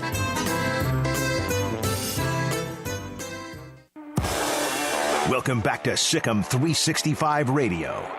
And Reese, no chance. It's a keeper. Look at the quarterback shaping. Fooled everyone. Touchdown, Baylor. The 4 o'clock hour is sponsored by Boozer's Jewelers, the wedding ring store, specializing in custom jewelry and repair, all in-house. Now here's David Smoak, Paul Catalina, and Craig Smoak. This hour includes Mickey Spagnola in about 15-20 minutes on the Cowboys in the NFL. And Cowboys coming off that nice bounce-back win against the Bengals Monday night against the Giants. Craig's off the radar in about 40 minutes or so. Virginia Tech hosts West Virginia. Val-Tech with a loss earlier to Old Dominion. Of course, West Virginia has struggled, and including that loss to Kansas. They are in need of a win. Neil Brown and company, all West Virginia fans are in need of a win. And we had a great group of West Virginia fans in the chat room, but they've kind of gone a little bit dormant because I think they're frustrated too. I mean, why not? I mean, the way you start out the year losing to your biggest rival and then you lose to Kansas, so it can't feel good. And you got the win last week against Towson, but I think that, most of the belief is that's what should have happened, so you're not really feeling better about it. You certainly have an upgraded quarterback in JT Daniels, but it hadn't paid off yet because you haven't won a game. Beating a team that you also don't like in Virginia Tech. You did win last week. Well, you did win last week, but like I said, at Towson, but you haven't won against anybody that matters yet, so you can't really, put, an ornament on that tree, so to speak. I think it'll be interesting this week. I think that they're better than Virginia Tech. I think that they have a great opportunity to win the game here, but they have to go to Blacksburg, which is always a tough place to play. Lane Stadium would be rocking, you would think. Hokies. And I can't help but always still think about Frank Beamer and what he did at Virginia Tech and how great their special teams, Michael Vick and others that they had. They were always it was going to be tough to beat them, but of course things have changed. They have it with many programs around the country. That was 1990 something, and it's 2022. I know. So, I mean, I know, but that's that same thing. There's memories. Of course. We think of Metallica and Enter Sandman and all of that. Yeah, the West Virginia highlight video. But that's not who they are now. That's not who they've been here recently. Some of the same customs, but there's no Michael Vick running around, or Marcus for that matter. This is an interesting game because Virginia Tech's at home, and yet the Mountaineers are slightly favored. I like West Virginia here. I'm going to be awfully disappointed, even though they are going into hostile territory, if they don't walk away with a win here, because I'm failing to see, as optimistic as to try to be about West Virginia. I do think JT Daniels is a massive upgrade. I think that there's players to be excited about, and I do think that they're probably getting a bit too much flack because of their schedule. I mean, they lost to a top 20 Pitt team by a touchdown in a game they absolutely should have freaking won, but had a crushing turnover from a guy who had played his tail off in that game, and it was just an unfortunate sequence of events, and all that happens on the road. They should have beat Pitt. They absolutely should have beat Pitt, and I also think that Neil Brown should have coached like somebody who was coaching for his job and not somebody who just could lose to his rival and then not worry about, that coming back to haunt him. I think it's already haunting him. They needed to go for the throat against Pitt in the opener, and they didn't, and they suffered for it. And then you turn around and you're like, okay, well, at least you play Kansas. And turns out, Kansas is actually pretty good this year. Certainly much better than you expected them to be. And definitely didn't think that West Virginia would take one on the chin at home to the Jayhawks. So, that's a double whammy. And then now, you get to beat up on Towson like you should have beat up on Towson. But if you don't beat Virginia Tech, well, then you start Big 12 play, and you're at Texas next week. So that's not a very easy turnaround. Oh, and that's fine. That'll get easier after that. Oh, then you go back home and you get to face Baylor. And I don't know what Baylor's record is going to be like at that point, because Baylor could be like 2-3 and still a really good team just based on the schedule that they have. but they're going to be fired up, and that's going to be an interesting weeknight game. And then it's just full-blown Big 12 play after that. So this is a really pivotal kind of turning point game for them, I think, because if they don't win tonight, it's hard to see where a lot of the wins are coming from. And you see a couple of the ones that they should have had that they don't because of one thing or another. So I'm going with the Ears tonight on the road as slight favorites, but man, they got to get this one. They really got to get this one. Is there now, at this point, would you say in the Big 12 there's a gimme game? No. Now that Kansas is all of a sudden an offensive juggernaut, I mean, who's going to be your gimme? And that can change. I'm not just referring to Kansas, but that can change. And West Virginia doesn't want to be that, or no one does. And you never know. I mean, we've seen teams just lose that. You're on the skids. You're done, and you can't get it back up. And that's why I think top to bottom, I know there are other conferences with maybe more elite teams. The SEC has elite teams, at least 2 of them for sure. And sometimes it looks like they could have 3 to 5 or so super really good teams. And the Big 12 is trying to figure that out. It will all shake out, will be fun to watch, and will fun to watch. Hopefully people avoid being that team that, okay, well, we're playing them, we can bounce back and just get back on track and win a game because we have them on your schedule. Kansas now is not that. And it doesn't appear as if they're going to be that. Bob Kramer, West Virginia is in panic mode. From Cameron Look, who's an Oklahoma State fan, West Virginia now is a gimme game.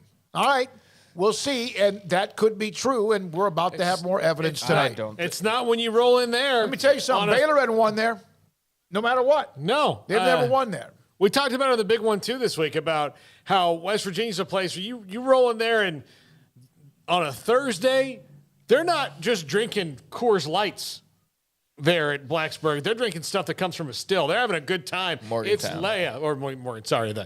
In Morgantown. They're having a good time. They've taken the day off of work. Their focus is you. And you're going to be in there, and it's going to be loud. Baylor, in particular, has never done well there. It's a tough place to play. That's what they got going on. They're hoping to burn their old couches. That's the goal of the night. Cameron Look, an Oklahoma State fan, is very excited about his football team, the Cowboys, and Mike Gundy and who they are, and basically taking pot shots at everybody else in the conference. And Oklahoma State, of course, a team that has looked – Spencer Sanders has looked really good. And their defense has given up quite a bit. And I don't know yet about them because we don't know who they've played, because the Arizona State game was, again, they took care of business, eventually led – a week or two later to Herm Edwards getting fired with the loss they had last week. Yeah, we'll find out about Oklahoma State here in a couple weeks. You going to say something else? You just said it, basically. But, yeah, Oklahoma State's good. I don't know who all they've, really been challenged by at this point. The loss that they had, days later, Herm Edwards is fired, so you can't really take a whole lot, I think, from the Sun Devils win. But it's, it's better than nothing, certainly. I think that they're solid. But, again, I don't think that we've seen them really – get tested in the way outside of that first game. I know they had to fend off a rally, but that wasn't that way the whole game. It wasn't like they were in a slugfest the entire time. Yeah, they let it off the gas. Spencer Sanders is having a really nice start, but let's see when, the competition ramps up. And going back, I definitely don't consider West Virginia a gimme, not in the way that I consider a gimme to be. A gimme would be what Kansas has been for everybody but Texas the last few years.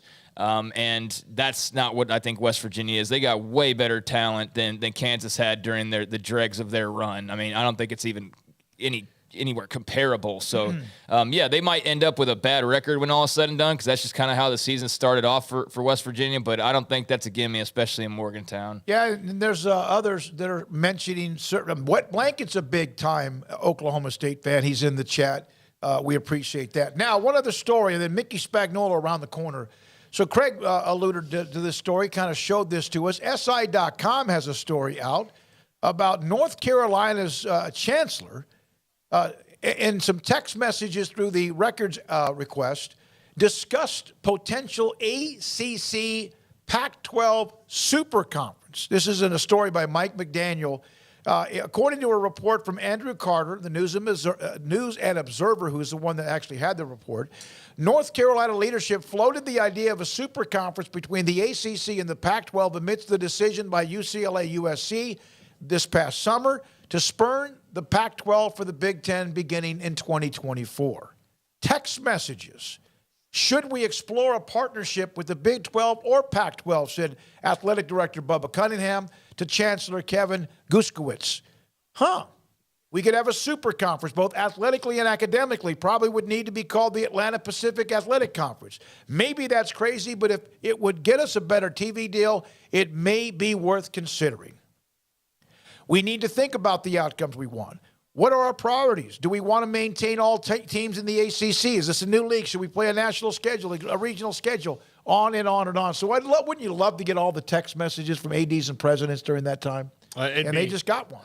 It'd be fascinating. And academically, holy cow. I mean, Stanford, Cal, Oregon, Washington, all on the one side, and then you throw in Duke, UNC, Virginia, Georgia Tech. Like that's a lot of big libraries right there. I mean, that's a lot of good academic schools, and I know I'm leaving some out and not intentionally, but that would be one heck of a endowment-sized league. I just don't know how much if they did that. I mean, maybe it would, but how many matchups in that conference in any sport would really get you that excited? Would Colorado versus nobody? I don't care. Yeah. That's like probably the worst example to use, honestly. But yeah, no. Maybe the best example too. Yeah, exactly. But would Florida State versus Cal? Would Clemson? No. Would Clemson versus Utah? Well, maybe now, but actually, that one actually, I probably just throwing that. But Arizona versus Clemson? No, not really.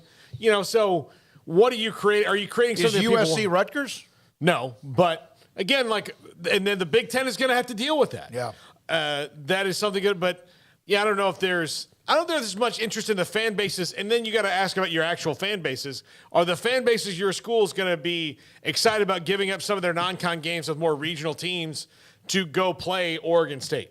I don't know. Is Oregon State going to be happy about going to Georgia Tech? Are you really going to make that much more money? Because I think if you would, maybe you could. Yeah, that's interesting that there was that discussion, but not surprising. I mean, of course they're talking about what they're going to do. I just think it's interesting to see the text messages that are out there and to actually see that there is this discussion going on. I mean, everybody's, I wonder what the ACC wants to do and predicting, if you really look back on some of the speculation about realignment that's been out there from probably the same 4 or 5 places, you really go and check people on what they've said. The record doesn't look great, but, we all just move on day by day and just kind of let the things vanish from our heads. But yeah, there was a faction that was discussing the ACC getting out of this grant of rights. And, if enough teams leave, then it falters and it falls apart and all that. We all have our crazy ideas is the point. And to know that behind the scenes, the ACC sitting there going what about an alliance with the Pac-12?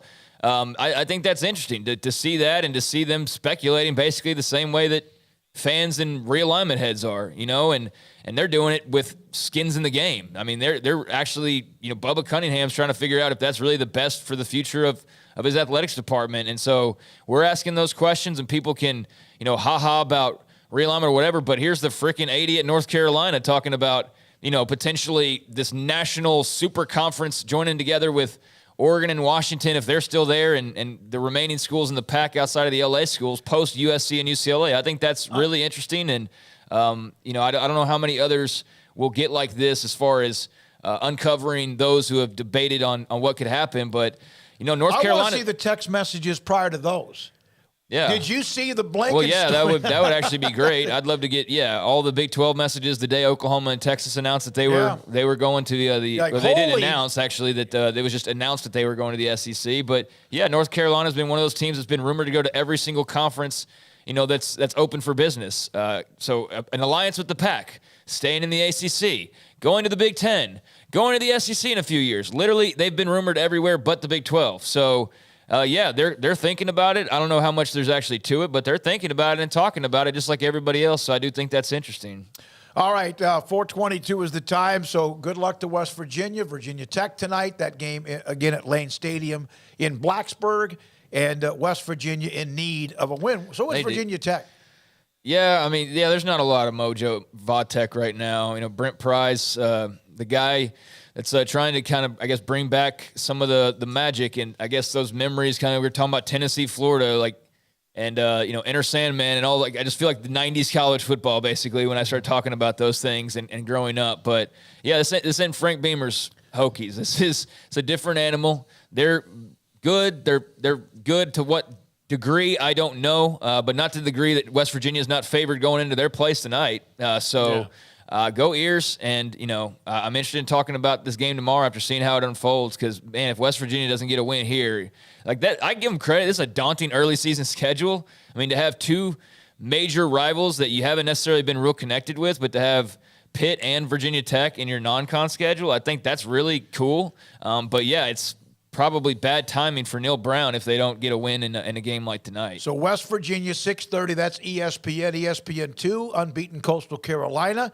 at Georgia State. That's a 6:30 game again on ESPN2. The Big Ten Network, it's Illinois and UT Chattanooga. Illinois with a loss to Indiana by 3 after a couple of wins. Wyoming. That was a garbage and eventually result, Virginia. though. Yeah, Illinois kind of got, if I remember correctly, that was kind of funky. But that's an interesting, at least, first name you mentioned. I was waiting to who followed Illinois, and then you said UT Chattanooga. That kind of brought me down a little bit. But, hey, I'll take that. And that's Big Ten Network, you said? Big Ten Network. So 3 games tonight.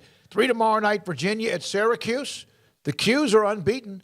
They're good. Nevada at Air Force. We're going to see a running back high school tomorrow night who plays for a school, Hutto, who is committed to play football at Air Force Academy. They're running back in Boise State at UTEP. All right, when we come back, Mickey Spagnola, Cowboys and Giants on Monday night football, 365 Sports.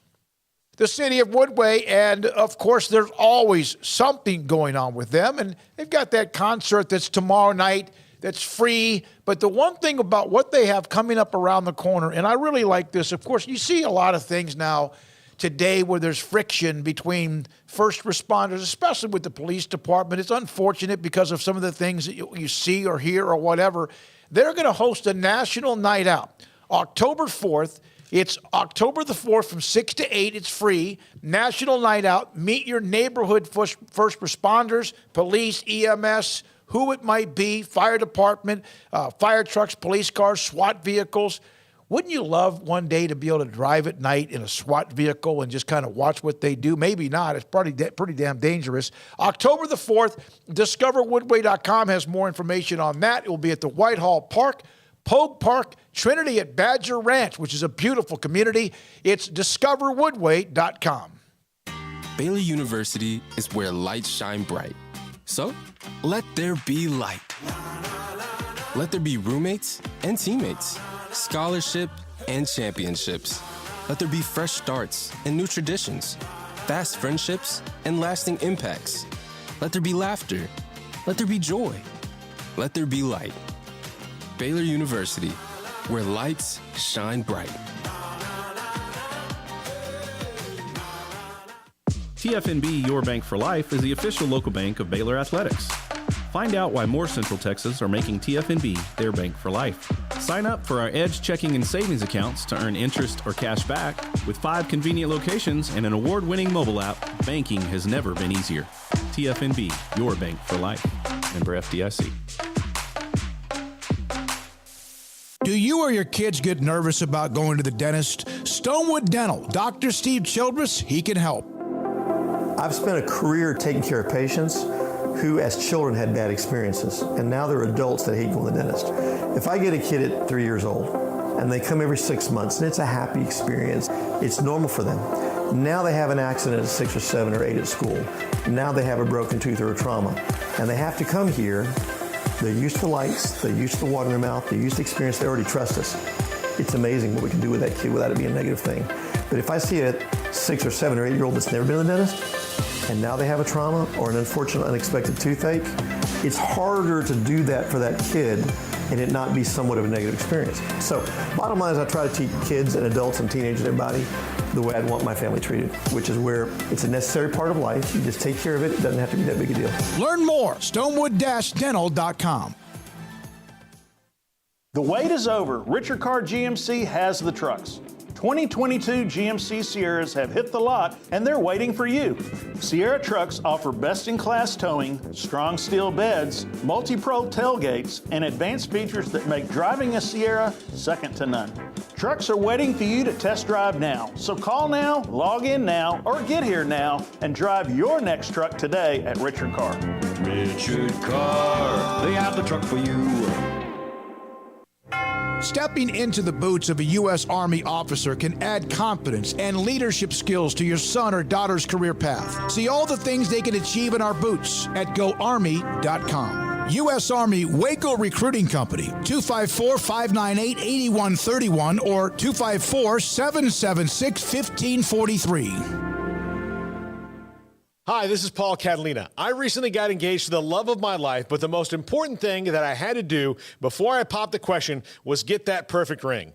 And I know nothing about rings. So I went to the wedding ring store, Boozer's Jewelers on Valley Mills Drive. I knew I needed a custom design, and that's exactly what they do. 9 out of 10 of their engagement rings are designed in-house. The entire process took less than a month, and they were great every step of the way. Great options on financing, excellent selection, and talented designers. My fiance and I get nonstop compliments on the ring. I only deserve credit for doing the smartest thing I could, walking into Boozer's and letting them work their magic. Your one-of-a-kind fiance deserves a one-of-a-kind ring, and that's what you get at Boozer's. Boozer's Jewelers, the wedding ring store on Valley Mills Drive.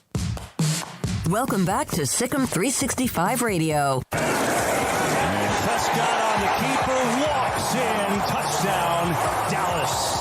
It's time for our weekly segment with Mickey Spagnola of DallasCowboys.com. Brought to you by the First National Bank of Central Texas, with 5 locations to serve you. Mickey Spagnola, DallasCowboys.com, with us on 365 Sports. DallasCowboys.com, longtime columnist, beat writer of the Cowboys for many, many years. Mickey, it does seem like at times when the Cowboys are almost like, and I know, leaving anyone for dead early in the year because of Dak and the injuries and how they played. And then they always have about 3 of these a year, it seems like to me. When it doesn't look like it's possible, everybody panics, and then they win a game like they did. And they look pretty darn good doing it. It was almost predictable, wasn't it? Mm-hmm. That I mean, not predictable probably in Vegas terms, but predictable knowing their history, that when it looks like, the sky's falling, all of a sudden they put together somewhat improbable performance to win a game. And now it's like, well, they're never going to lose a game. Now they got a backup quarterback that can win games. Yeah, that's always amazing. That's the cheese, as Bill Parcells or whoever coaches. That's the bait. Don't take it. You weren't very good on game 1. You're not that good because you won game 2. And think about it. Think about it this way too. Had they lost to Cincinnati, then it would have been, oh my God! Now you got to go to New York. You got to play a road game. You're 0-2. They're 2-0. They're rolling, right? And will you ever win another game? Because this is a division game, and they're all fired up because they're having their what they call their Ring of Honor with 7 guys getting inducted, and there's going to be all this emotion. There's no way they can win that game, right? Oh, absolutely. But you win one game, now it's like, well, maybe you can go up there and win that game.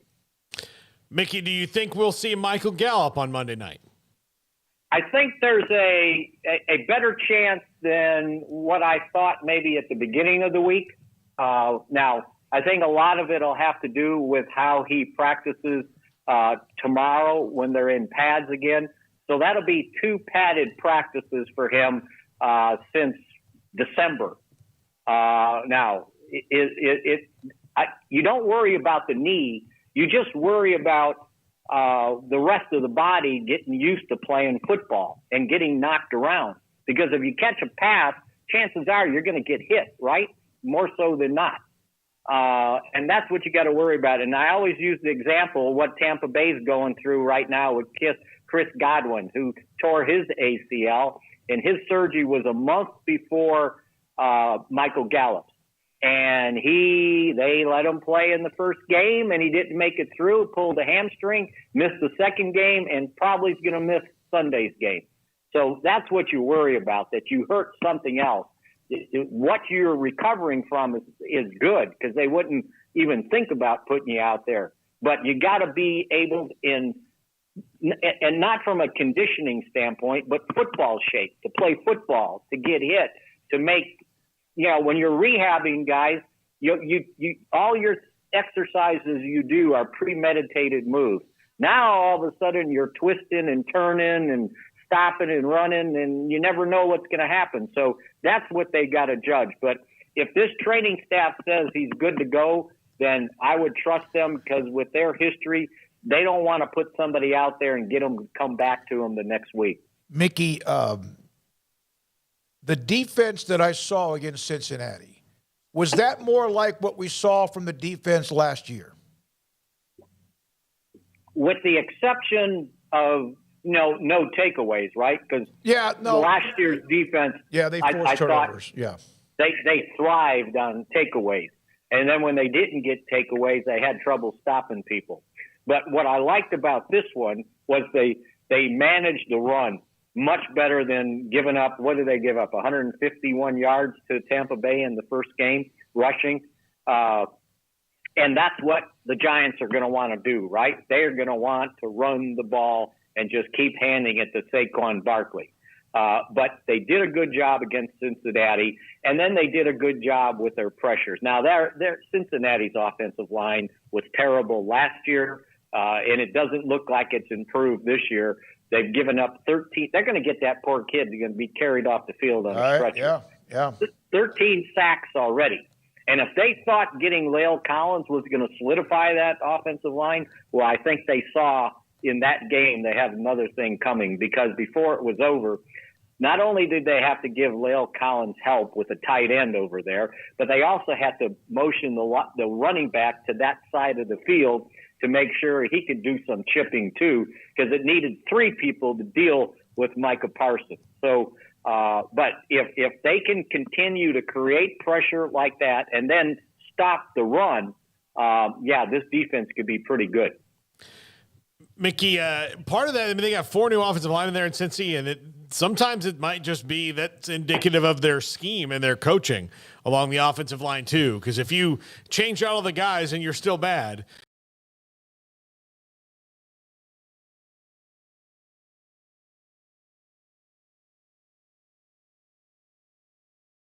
tackle Smith, he wasn't very good, right? And they paid a bunch of money to sign the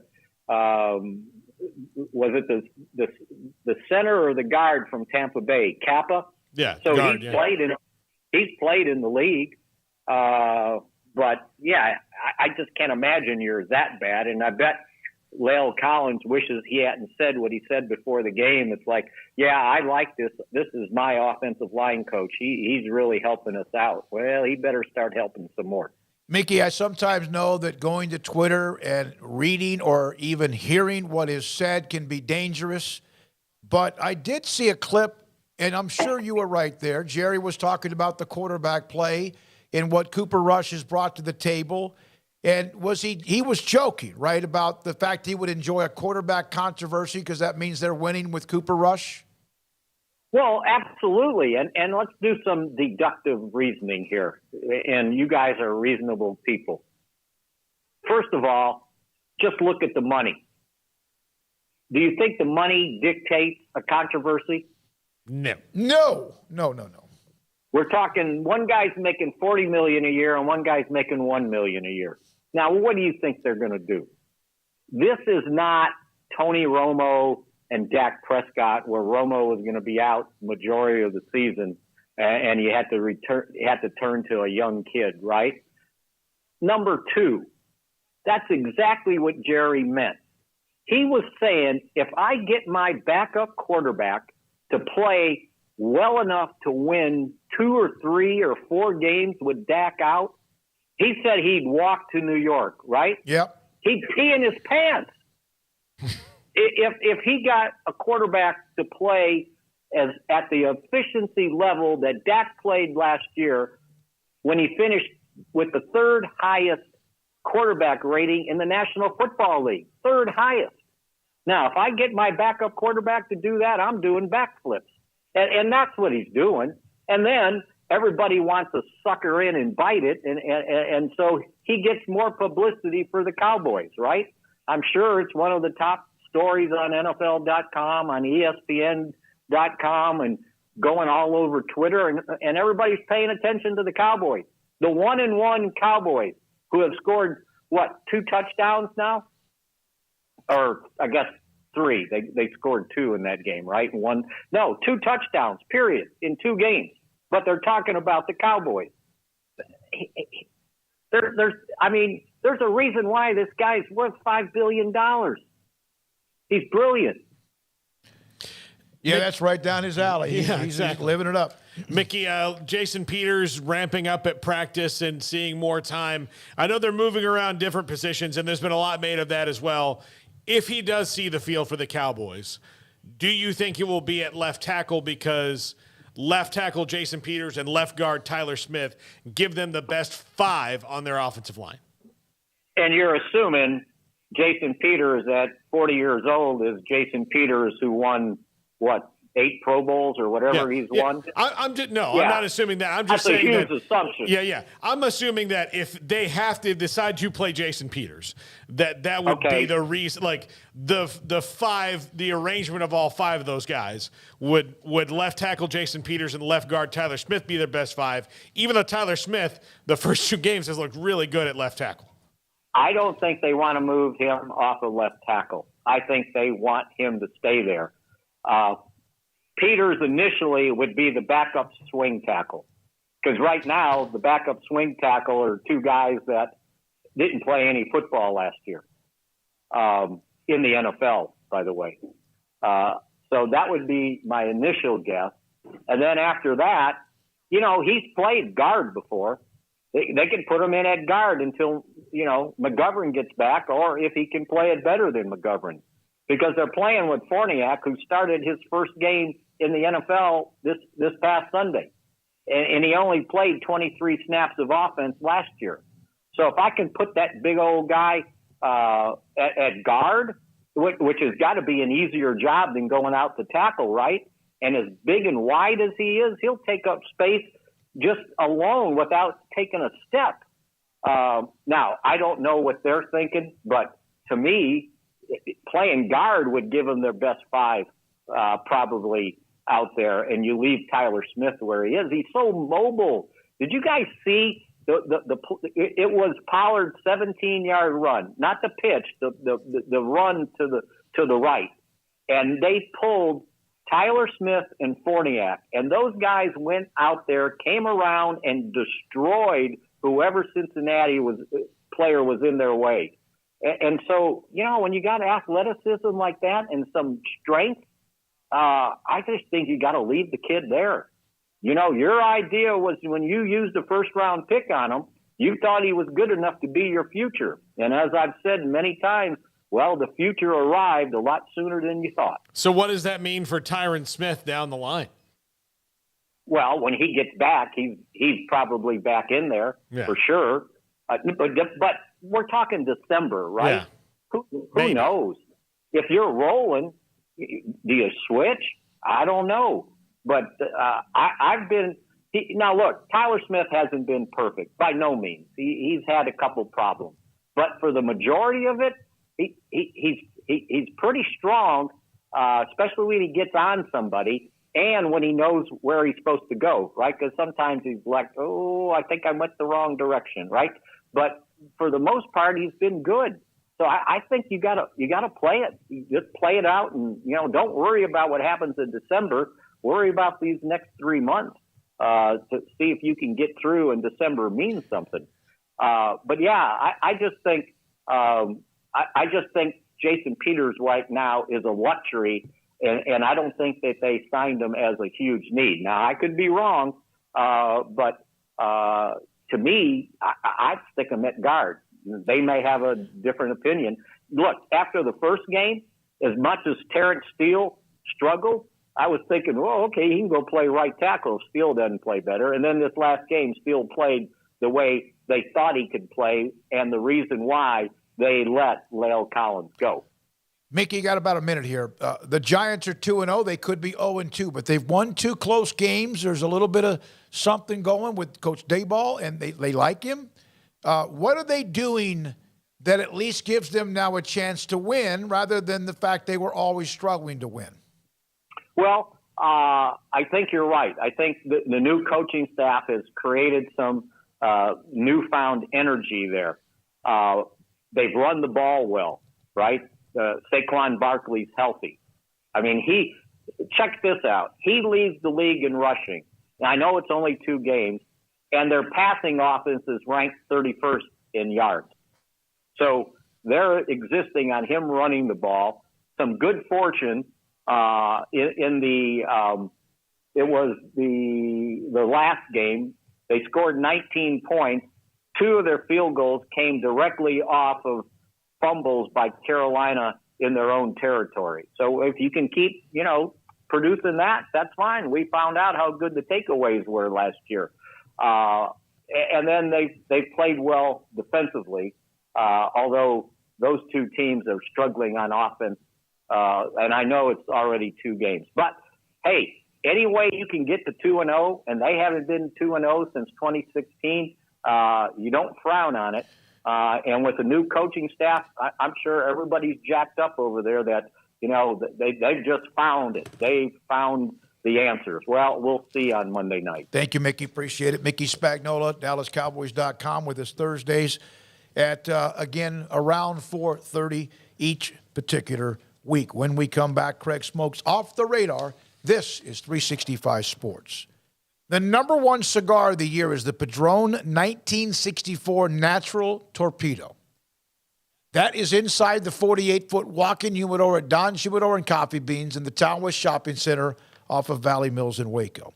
They have tons of cigars, elite cigars, highest-ranked cigars, including the one I mentioned, the Padron 1964 Natural Torpedo. I've been having, when I play golf, the number 6 Rocky Patel. It's a fantastic cigar. And they have other Rocky Patel or Romeo and Julieta or Macanudo or H. Upman or Ashton. Padron, sure, I mentioned that, but there's other Padron cigars. And also Cohiba, CAO, on and on. My Father, La Gloria, all of them. They have them. 48-foot walk-in humidor. And the gummies that they have, a CBD product that if you take them at night, you all of a sudden don't have that, you don't toss and turn when you have something on your mind. It's Don's Humidor and Coffee Beans in the Town West Shopping Center off Valley Mills in Waco. At Allen Samuels in Waco, during Ram Power Days, shop the year-after-year award-winning new 2022 Ram 1500, designed to be durable, functional, and stylish. This is a truck that's legendary. Get the first-class feel and luxurious leather trim seating options, exceptional legroom and storage, plus surround view camera options you'd expect from a premium truck. Allen Samuels in Waco is the place to shop for Ram trucks. Visit today or browse online at allensamuelsdcj.com. Come by. Let's be friends. One size fits all. That may be all right for an adjustable belt or cheap sunglasses, but when it comes to your financial needs, no one wants a one-size-fits-all strategy. Ben Erlinson, your Edward Jones financial advisor, knows that his most important goals are yours. That's why he takes the time to understand your needs, knowing you. That's how Edward Jones makes sense of investing. Ben Erlinson, 100 North 6th Street in Waco, 254-759-8533. Edward Jones, member SIPC. From the first workout to the last practice, sports is an incredible challenge.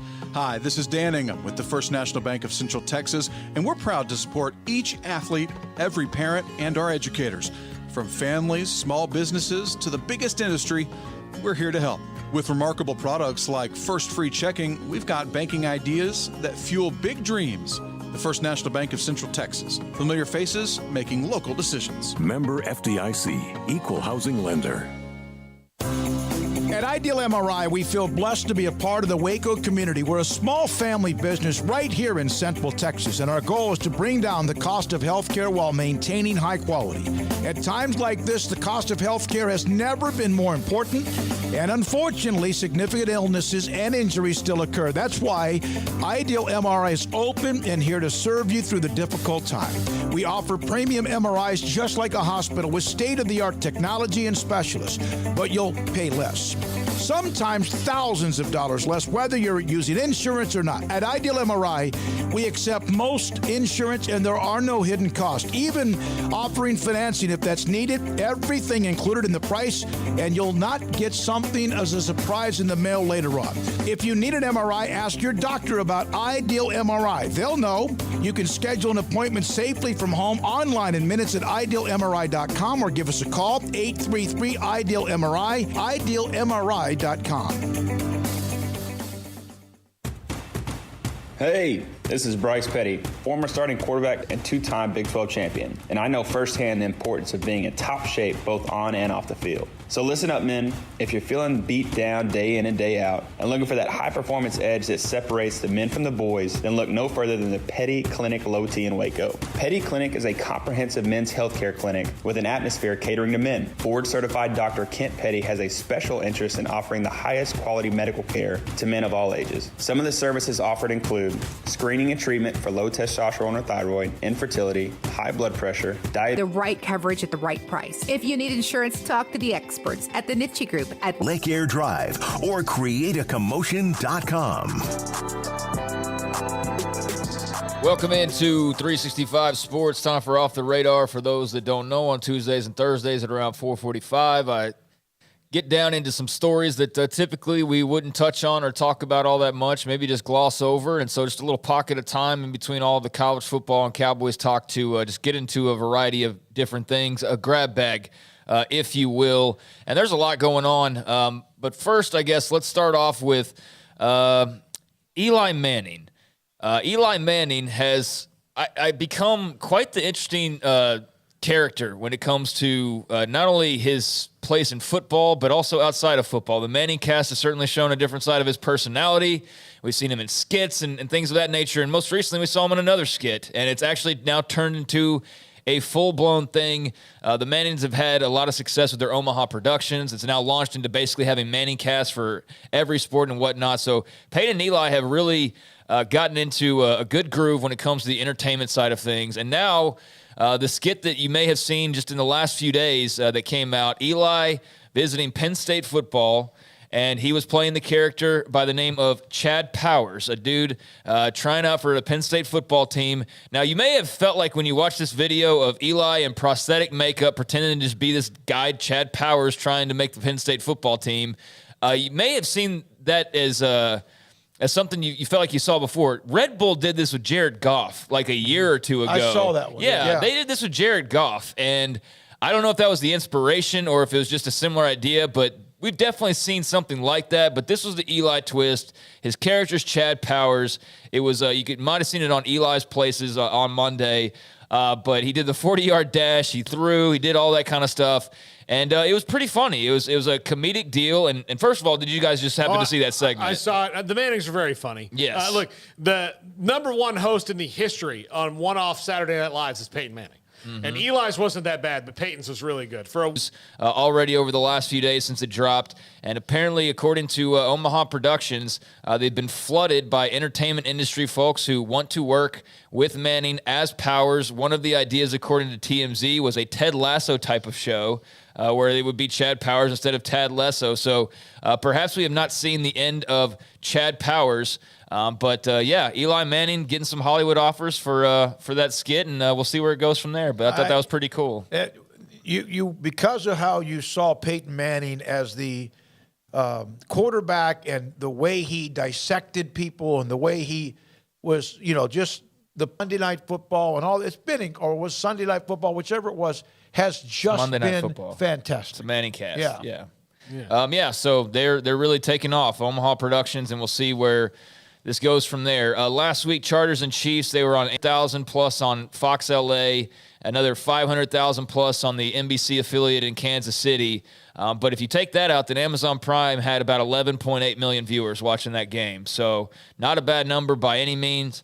Got a bigger number than last year's Thursday Night Football season premiere, which was only an NFL Network broadcast and had about 7 million viewers. So for any concerns about Amazon Prime and what the numbers would look like, I'm not sure if that reaches what the overall expectations were, because it kind of started to get a little out of hand as, they were talking about it. But that seems like a pretty healthy number and certainly encouraging for Amazon. Now we'll see later on tonight as they have a follow-up. Yeah. Jacob, I sent Garrett a tweet earlier from Bob Thompson. I think he's got it because I knew Craig would bring this up.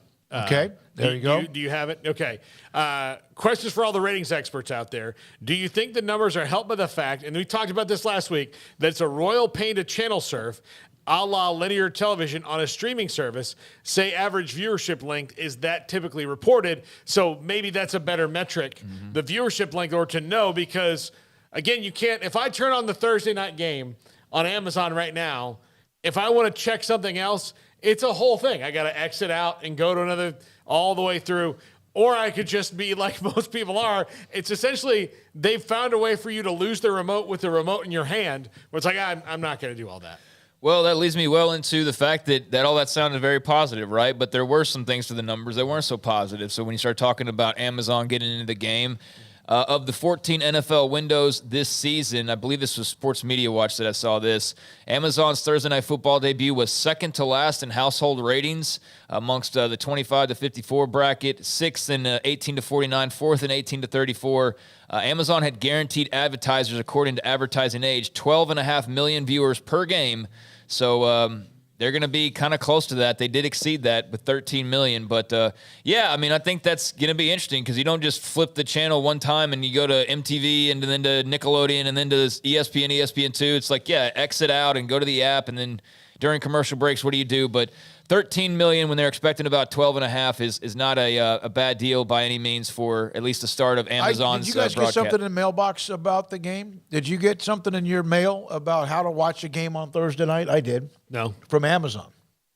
It was kind of trying to like maybe give me a to-do of how to get to it. Did you get snail mail from Amazon? I got a placard that was from Amazon on how to watch the NFL on Thursday night. Like a dentist coupon? No, this was a really nice, it was like something that they did a mail out, and I happen to be one. They know where to go when it comes to technology. Well, I guess they know how to find people of your particular we do age. have to be careful with the mail you're getting now, like the phone calls. You're like prime target number one. They knew I'm a technological idiot, and so they sent me a placard. Hey, beware of the African prince in your emails. That's those aren't real? No, those are not real. He's not. Most of those countries don't ever. So they wanted 12.5 million. They got 13, but it wasn't just like gargantuan numbers that kind of were being floated out there originally. So we'll see tonight. Prime Video, Thursday Night Football, 7:15 Central Time kickoff. So here in not too long from now, a little over 2 hours, it will be the Browns and the Steelers. Both teams are 1-1. This game in Cleveland. They are favorites at last look. And Paul, any thoughts, or Smokey that is as well? Any thoughts on Steelers Browns? The last two games were good games. This is it's a great rivalry. Yeah, it is. But didn't both teams lose heartbreaking games last weekend? Yeah. But I wonder how quick. Thursday night games are usually pretty sloppy. This is Jacoby Brissett versus Mitch Trubisky, quarterback wise. There are some neat running backs in this game. The Browns have two really good ones. I'd like to see Najee Harris produce, but the offensive line of the Steelers is really not good. So, there's a reason Kenny Pickett's not playing. They don't want him to get killed. They signed Mitch Trubisky to take the bullets. And sorry for Mitch, but that's what your job is. No surprise here. Sean Payton has said that he is interested in returning to the NFL in 2023 for the right situation. He was on the New Orleans Football Podcast, which came out yesterday, and said if the right situation presented itself, I would definitely be interested. There's no utopia, if you will, when it comes to teams, but if I felt like it was the right situation, I would have an interest in that. That all being said, that could come in a year. That could come in 2 years. He's with Fox Sports right now. So, Jerry Jones, your move. Well, after, 15 15 years of Sean Payton rumors? Will they actually end up with Sean Payton ultimately before Jerry kisses it all goodbye? Perhaps the timing sure seems to be adding up, but then again, you win games like last week for Mike McCarthy and just kind of see where this train goes the rest of the way. It's a long trip still. But, yep, Sean Payton's out there for the taking, and I would certainly think the Cowboys would be one of those suitors he would be interested in. He loves it. And more of why they're on the clock when it comes to everybody talking about him, whether they're 2-0, 1-0, 0-2. That's just another story to connect to the Cowboys. But there is the caveat that because of his contract, you would have to work a deal with the Saints. You would have to give them some sort of compensation. But are you still in the Sean Payton dreamboat, wanting that to happen as a Cowboys fan? I think it'd be better than anything they've done in quite a while. But I still know that, look, I could bring in Wolfgang Puck to my restaurant, but if I don't hire an exterminator to kill the rats, nobody's going to come. Yeah, So. That's fair. That's fair. Nebraska football's in the middle of a coaching search, and they have a lot of good PR heading their way as a bunch of new renovations and facility updates and things like that have been announced. Nebraska officials announcing a new multimedia rights deal. They'll get over $300 million over 15 years. They also announced alcohol will be sold at men's and women's basketball games at Pinnacle Bank Arena, beginning with this upcoming season.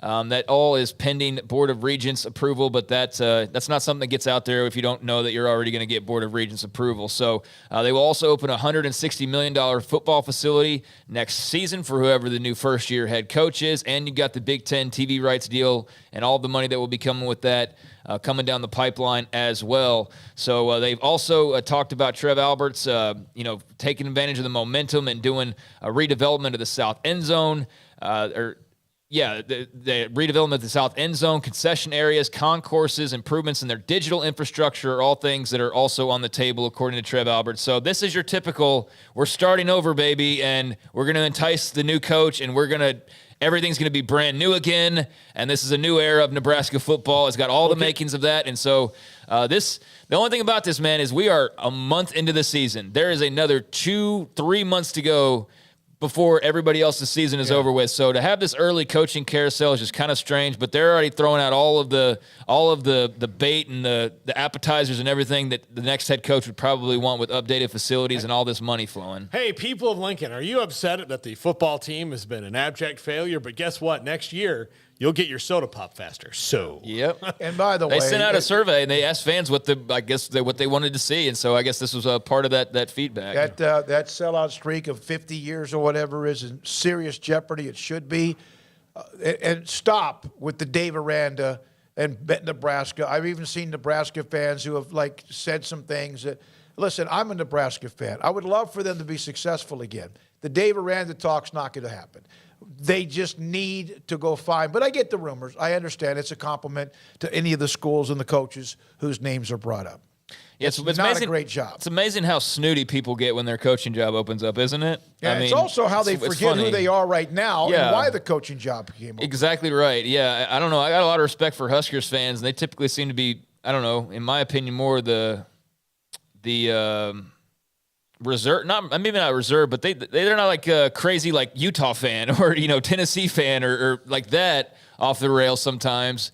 But yeah, it's also a little bit snooty with that job opening up and that Big Ten money coming in, I guess, because that's the appeal at the moment. And then I thought this was interesting. You got Aaron Judge, who's at 60 home runs, looking to break the AL record or tie it first and then break it in these last few games. But this is really interesting from Andrew Marchand in the New York Post. The Yankees have talked to Apple about their Friday night game coming up on the Yes Network. Apple has got the Yankees game on Friday, and so the Yankees have talked to Apple about trying to finagle a trade so that they can actually carry the Yankee game on Friday, knowing that Aaron Judge is sitting at 60 home runs and could be tying Roger Maris's AL home run record. Apple and Major League Baseball have declined the offer. They don't want to put it on Yes just yet, but apparently Michael Kay could be like on a loan deal. of like, hey, you give us this game, we'll give you Michael Kay to do, they're trying to finagle it behind the scenes as Yes really wants this broadcast of Aaron Judge. But as of right now, it is an Apple broadcast. So we'll see, how that goes. But interesting to kind of see what's in play and what they could try to do trade-wise. And we've heard Bob Thompson talk about, trades and college football rights and all that. So those are a few things off the radar, and we'll see if the Yankees can't get a hold of that game. Well, Aaron Judge has given baseball a boost, even though there's some not really great races. There's a couple. And so has Albert Pujols. Is he at 699? Yeah. So he's one away from getting to 700, but not the same story as what Aaron Judge. You asked if I thought that Aaron Judge would get to 73 yesterday. I forgot that they're playing the Red Sox this weekend, so he might get there this weekend. I don't know. The Red Sox are done, so. Yeah. There's even been talk about perhaps just getting him on some sort of a deal where he joins the broadcast to call Aaron Judge. I saw that speculated on as well in that Andrew Marchand piece. He said that he doesn't have any idea of what's being talked about, which, could be just playing coy or could be that he really has no idea. But I just thought that was interesting that the Yankees are trying to make that move. So, again, there's a few things off the radar. It's made me pay attention a little bit. Just made me look at the ticker a little bit, of maybe the look live or look in live, whatever. Craig, thank you very much. When we come back, former Baylor quarterback Seth Russell will join us on 365 Sports. Richard Carr, Buick GMC Cadillac, got a lot of great deals going on now over at Richard Carr, and they are the people that you can count on for the life of your car and for great customer service as well, and also for a great deal right now.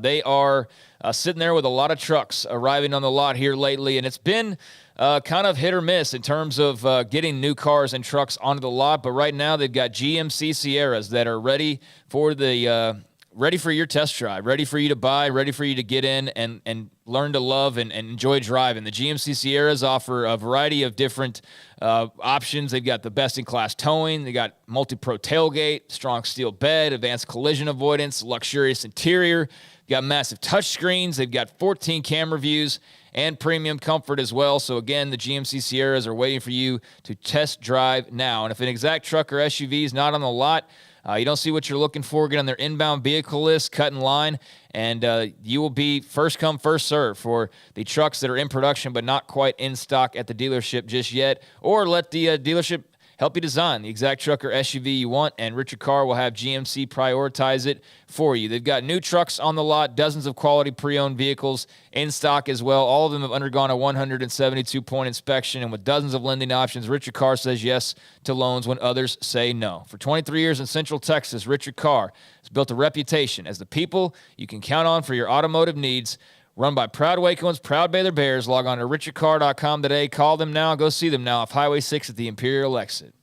1, 2. I'm in love with a man named Rudy. I'm okay with that. He knows exactly what I want. He keeps me coming back. He cooks breakfast, lunch, and dinner for me. Does the dishes too. I'm in love with a man named Rudy. Last name Barbecue. It sure is easy to fall in love with Rudy's tasty oak smoked barbecue. Next in line. Looking for a great job with great pay and awesome benefits? Genco FCU is hiring. As a longtime Waco employer, Genco focuses on what matters most in our employees' lives, like pay incentives, bonuses, benefits, 401k plans, paid time off, advancement opportunities, medical, prescription, dental, and vision insurance, as well as short and long-term disability. Come join our incredible team today and make Genco your career that will work for you. Apply at gencofcu.org or at any branch location. Don Humidor, your home with a 48-foot walk-in humidor with the elite cigar brands from around the world, including the #1 cigar of the year, Aging Room Cuatro Nicaragua. Plus, they have the great brands like Macanudo and Artur Fuente, Rocky Patel, Aston, and so much more. CBD, great for sore muscles, aches and pains, sleep, Vita Dreams, and anxiety, mild depression, general health and wellness. Their staff very knowledgeable on the subject. If anyone is curious about CBD, ask Carol and Ashley. Don Humidor in the Townwest Shopping Center off Valley Mills in Waco. When we moved to Texas, we were like fish out of water. We didn't know anyone in our neighborhood until our Texas Farm Bureau insurance agent came to the house. She was so helpful and reassuring, a friendly face with that Texan hospitality I'd heard about. When we purchased a Texas Farm Bureau insurance policy, we knew we were making the right choice. We knew our family would be protected. Stop by and see our agents at one of our 3 McLennan County locations. Coverage and discounts are subject to qualifications and policy terms and may vary by situation. It's summertime. There's picnics, reunions, cookouts, and so much to do. And Waco Custom Marketplace on Lake Air Drive in Waco is your home for the butcher shop that can help you with beef, pork, poultry, and seafood. They are spectacular at being able to deliver you whatever cut of steak you want. Bone-in ribeye, however thick you want it, that's great. They'll do it. Sirloin, T-bone, porterhouse, bacon wrap filet. And of course, as I mentioned, they have pork, poultry, and seafood. Their Norwegian salmon is spectacular. Also, all of the sauces and seasonings you'll ever need, all the ingredients you'll ever need to make sure you have that perfect, flawless taste. So it's delicious whenever you take something off the grill. And a full-fledged bakery as well, with fresh baked bread and kolaches every single day. Up and down the aisle of Waco Custom Marketplace, you also have what you need, from knickknacks to snacks to more, at 425 Lake Air Drive in Waco, Waco Custom Marketplace.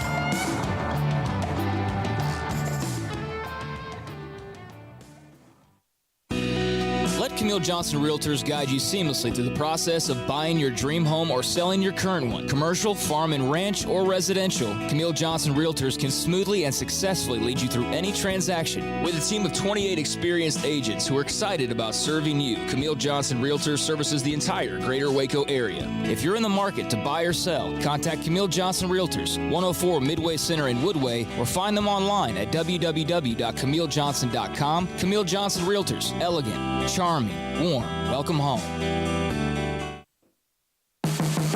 Welcome back to Sikkim 365 Radio.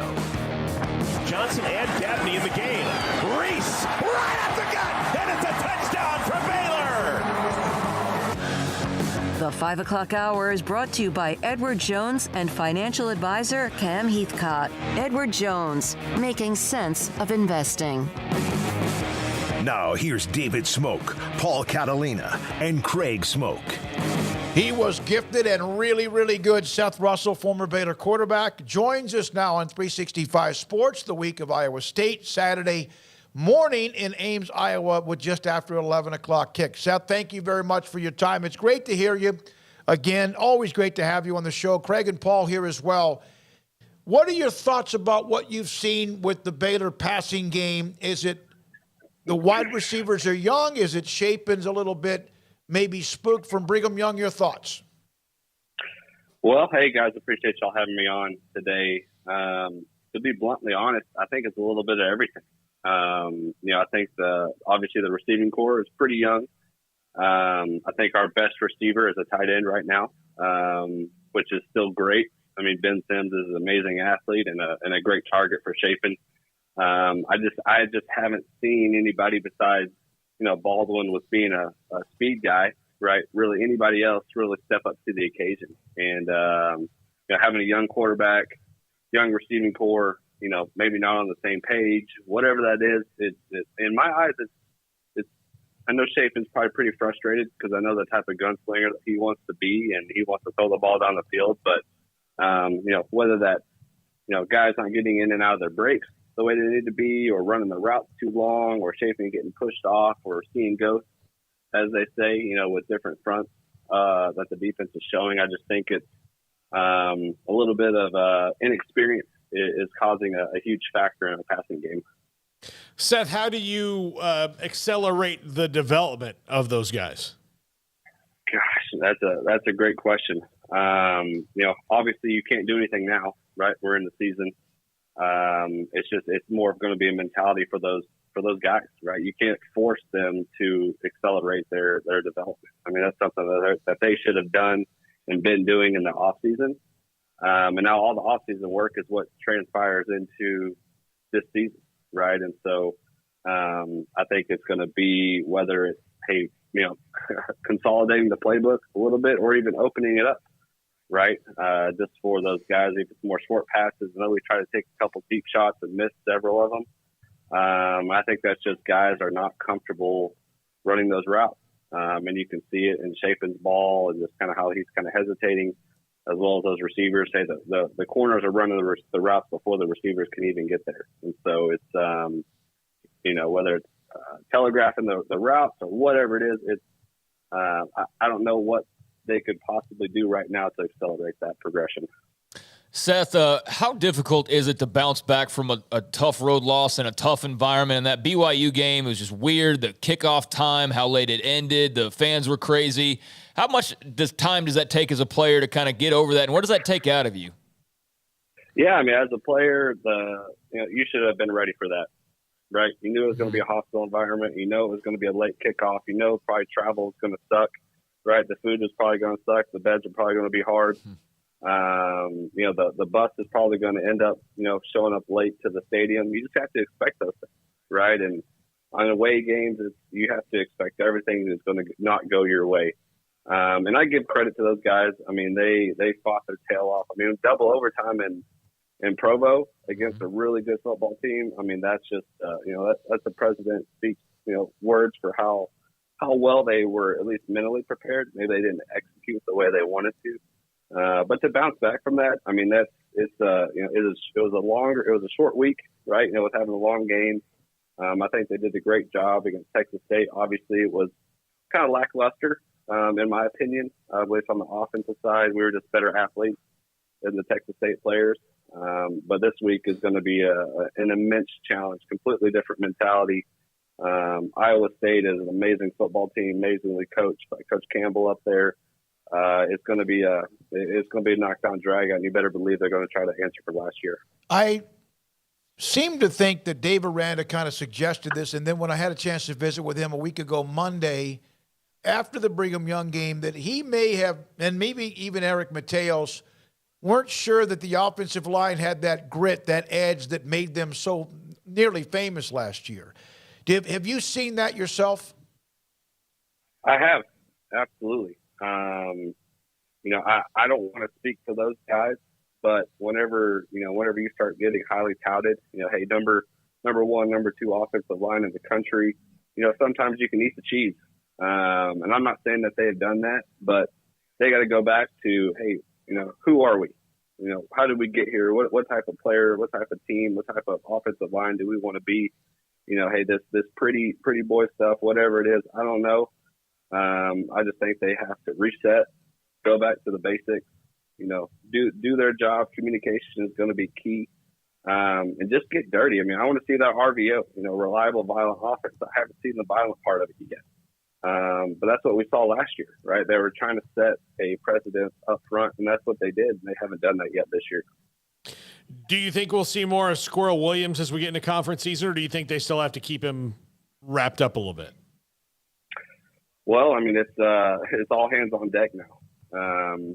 Hey, we're into the thick of it with, starting conference. These games are make or break, moving forward. We already have a loss in that column. And so, one more loss, could potentially knock us out of the playoffs. And so, obviously keeping it healthy is going to be key because, it's a game of resilience, right? Attrition, the war of attrition. That's what football is. And if guys can stay healthy along the field, I mean, hey, everybody's got to do their part, right? That's what last year was for. I mean, he had a long time to recover after his initial injury, and but they got to be smart, right? Because we have a short backfield. I know some other guys are coming in trying to make some big plays, and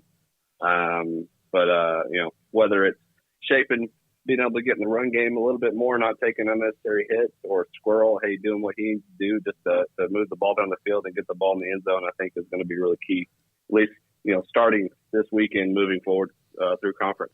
With that in mind, Seth, how big of a deal was it to see Richard Reese do what he did last week? Oh, he stepped up, right? He stepped up to the plate. His name was called. He was ready to go. Obviously, he had some fire, a chip on his shoulder to go and do what he did, and hopefully those guys, in that room can look and see, oh crap, I'm not the starter, right? Or this guy can come in and potentially take over. I hope somebody does, right? Because I have not seen somebody take the reins on that offense yet. And so I guess the one guy that does stand out is Ben Sims, but I mean, that's expected, right? He's a senior, he's a leader on that team, but everybody else, they got to step up to the plate. And I think they're, starting to figure that out, bouncing back from BYU. I think the second half, Texas State, they were able to let loose a little bit and just play football and do what they do best. It does sound as if, and like you say, you're not trying to speak for the team, but you're a former player, and obviously one heck of a player. It does sound as if you're not, I don't know if you're disappointed, but you're frustrated too. Oh, absolutely. I mean, we're coming into the season with high expectations. Obviously we knew there were going to be a few hiccups along the way, right? Young team on defense, but they stepped up to the plate. They've done a heck of a job up to this point. On the offense, there were obviously speculations of, hey, is the playbook going to be opened up a little bit? How are the receivers going to answer to the call of, having those routes downfield? And we all know Chapin's got one heck of an arm, and he wants to use it. But if those guys aren't getting open or running the right routes, then there's not much Chapin can do. And so, whether that just overall, not a confidence factor, but just more of a understanding of the playbook, maybe some adjustments, or what they're seeing on film is not what's translating to the field. There's some frustration there, but I mean, I get it, right? Hey, there's a learning curve, and now we're in the games that really matter, right? So the film room, if they weren't already intense enough, they need to be even more intense this week moving forward. Seth Russell, former Baylor quarterback, with us, 365 Sports, Baylor and Iowa State, Saturday morning, just after 11 o'clock. Can you ever get into an Iowa State week without thinking about what might have been?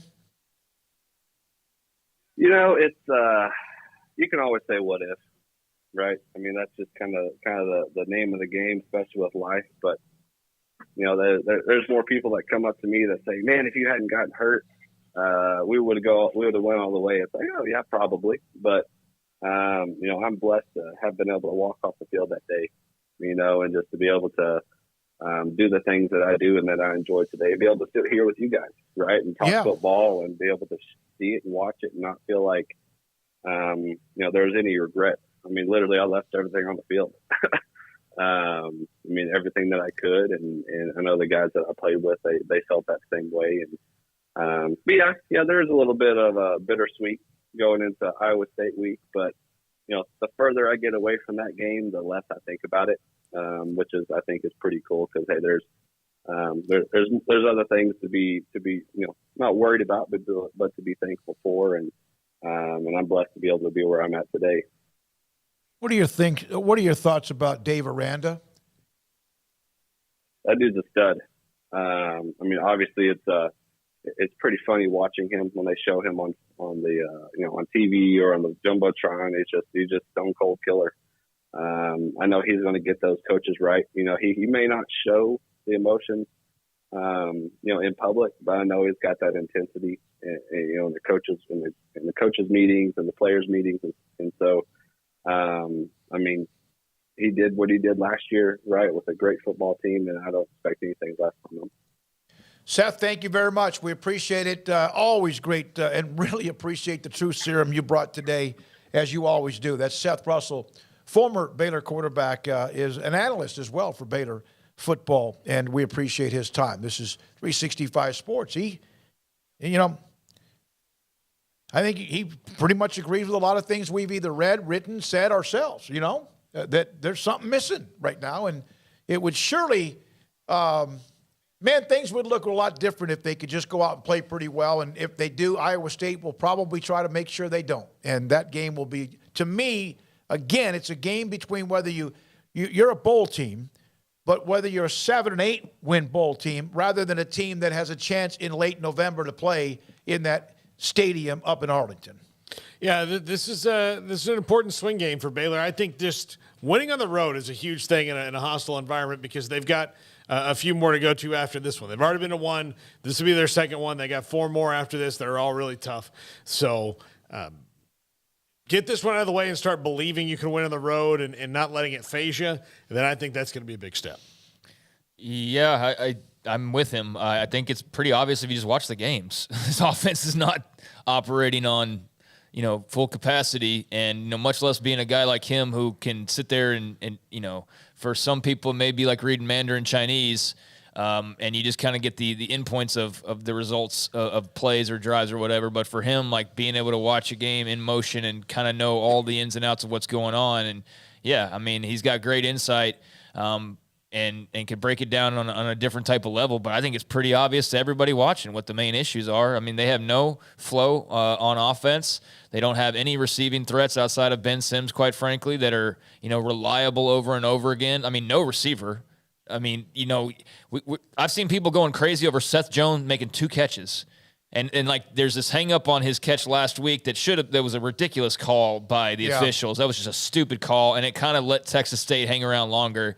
And I understand that, but like I really just feel like people are grasping for straws on great things to feel about the wide receivers. You know what I mean? Well, I mean, I don't mean that as like an insult. I just mean that because people are looking for any positive, and so we're like, oh, that guy had 2 catches. He had a great game. It's like he had 2 catches.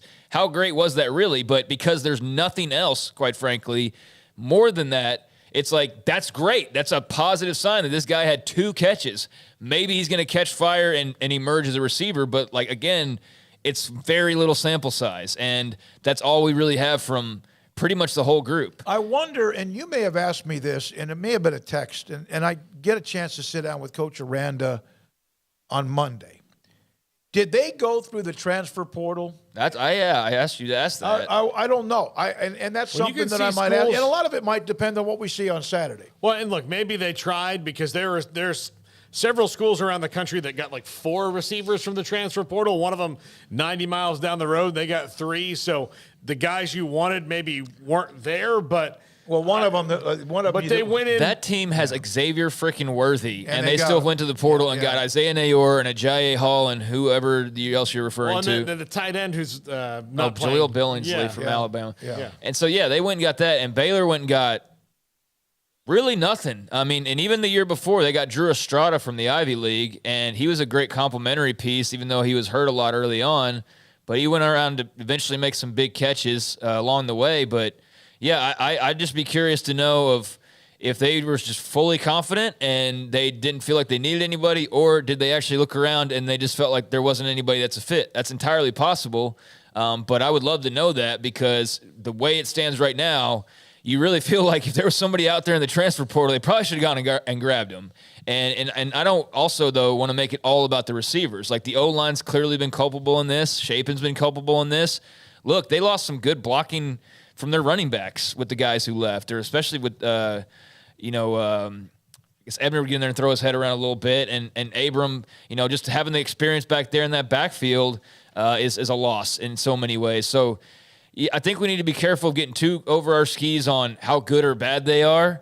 But yes, right now, with young receivers who have proven really nothing at this point, and a couple tight ends who you feel good about, and a couple running backs who are good, but we don't know how durable they are just yet, and a young quarterback who's still figuring it out, that's a lot of dadgum questions on offense to have to try and answer and try to get squared away. And this isn't the team or the place, really, I think, that you want to be going to try and get those figured out to start Big 12 play. So it'll be a tough challenge. If they get a win, I think it'll be massive, no matter how they get it.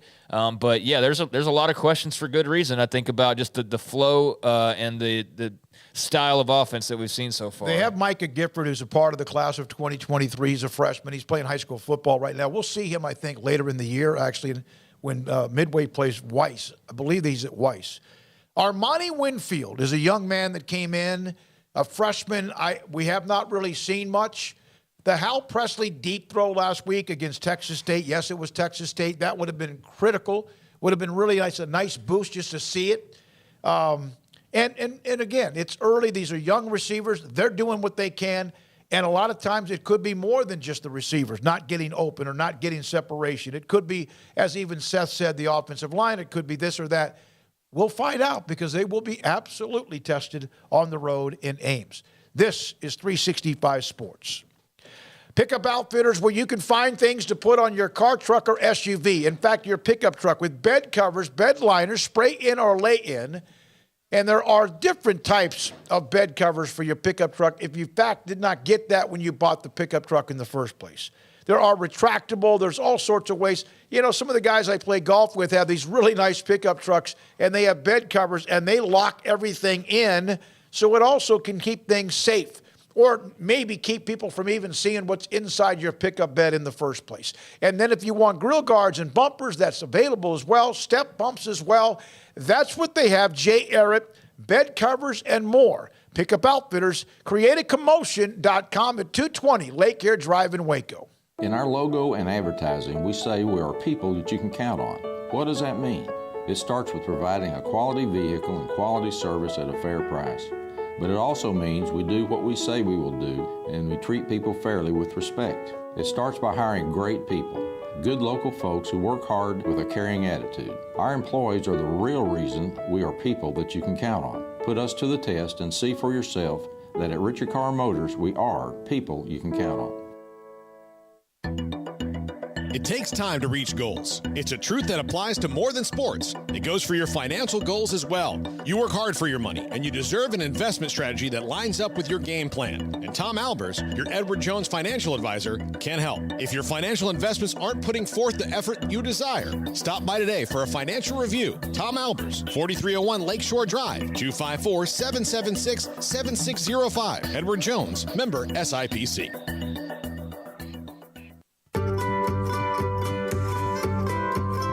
You want to know why Stonewood Dental is so successful? Listen to what happy customers have to say. It's pleasant. It's different than any other dentist office. I really feel like they care. And it's not that you're here for 2 hours waiting on someone to take care of you. It's quick and easy, and you know, I bring my kids, and my kids love being here too. They really love the treasure box. Staff is really nice and accommodating, real friendly. You feel more like home. It's not sterile looking. Everybody has their own personalized rooms with decorations and decor, and they'll even have a blanket for you when it's cold. I've recommended people to actually come here, and they are patients now. I really love it here. It feels like family. Learn more, stonewood-dental.com.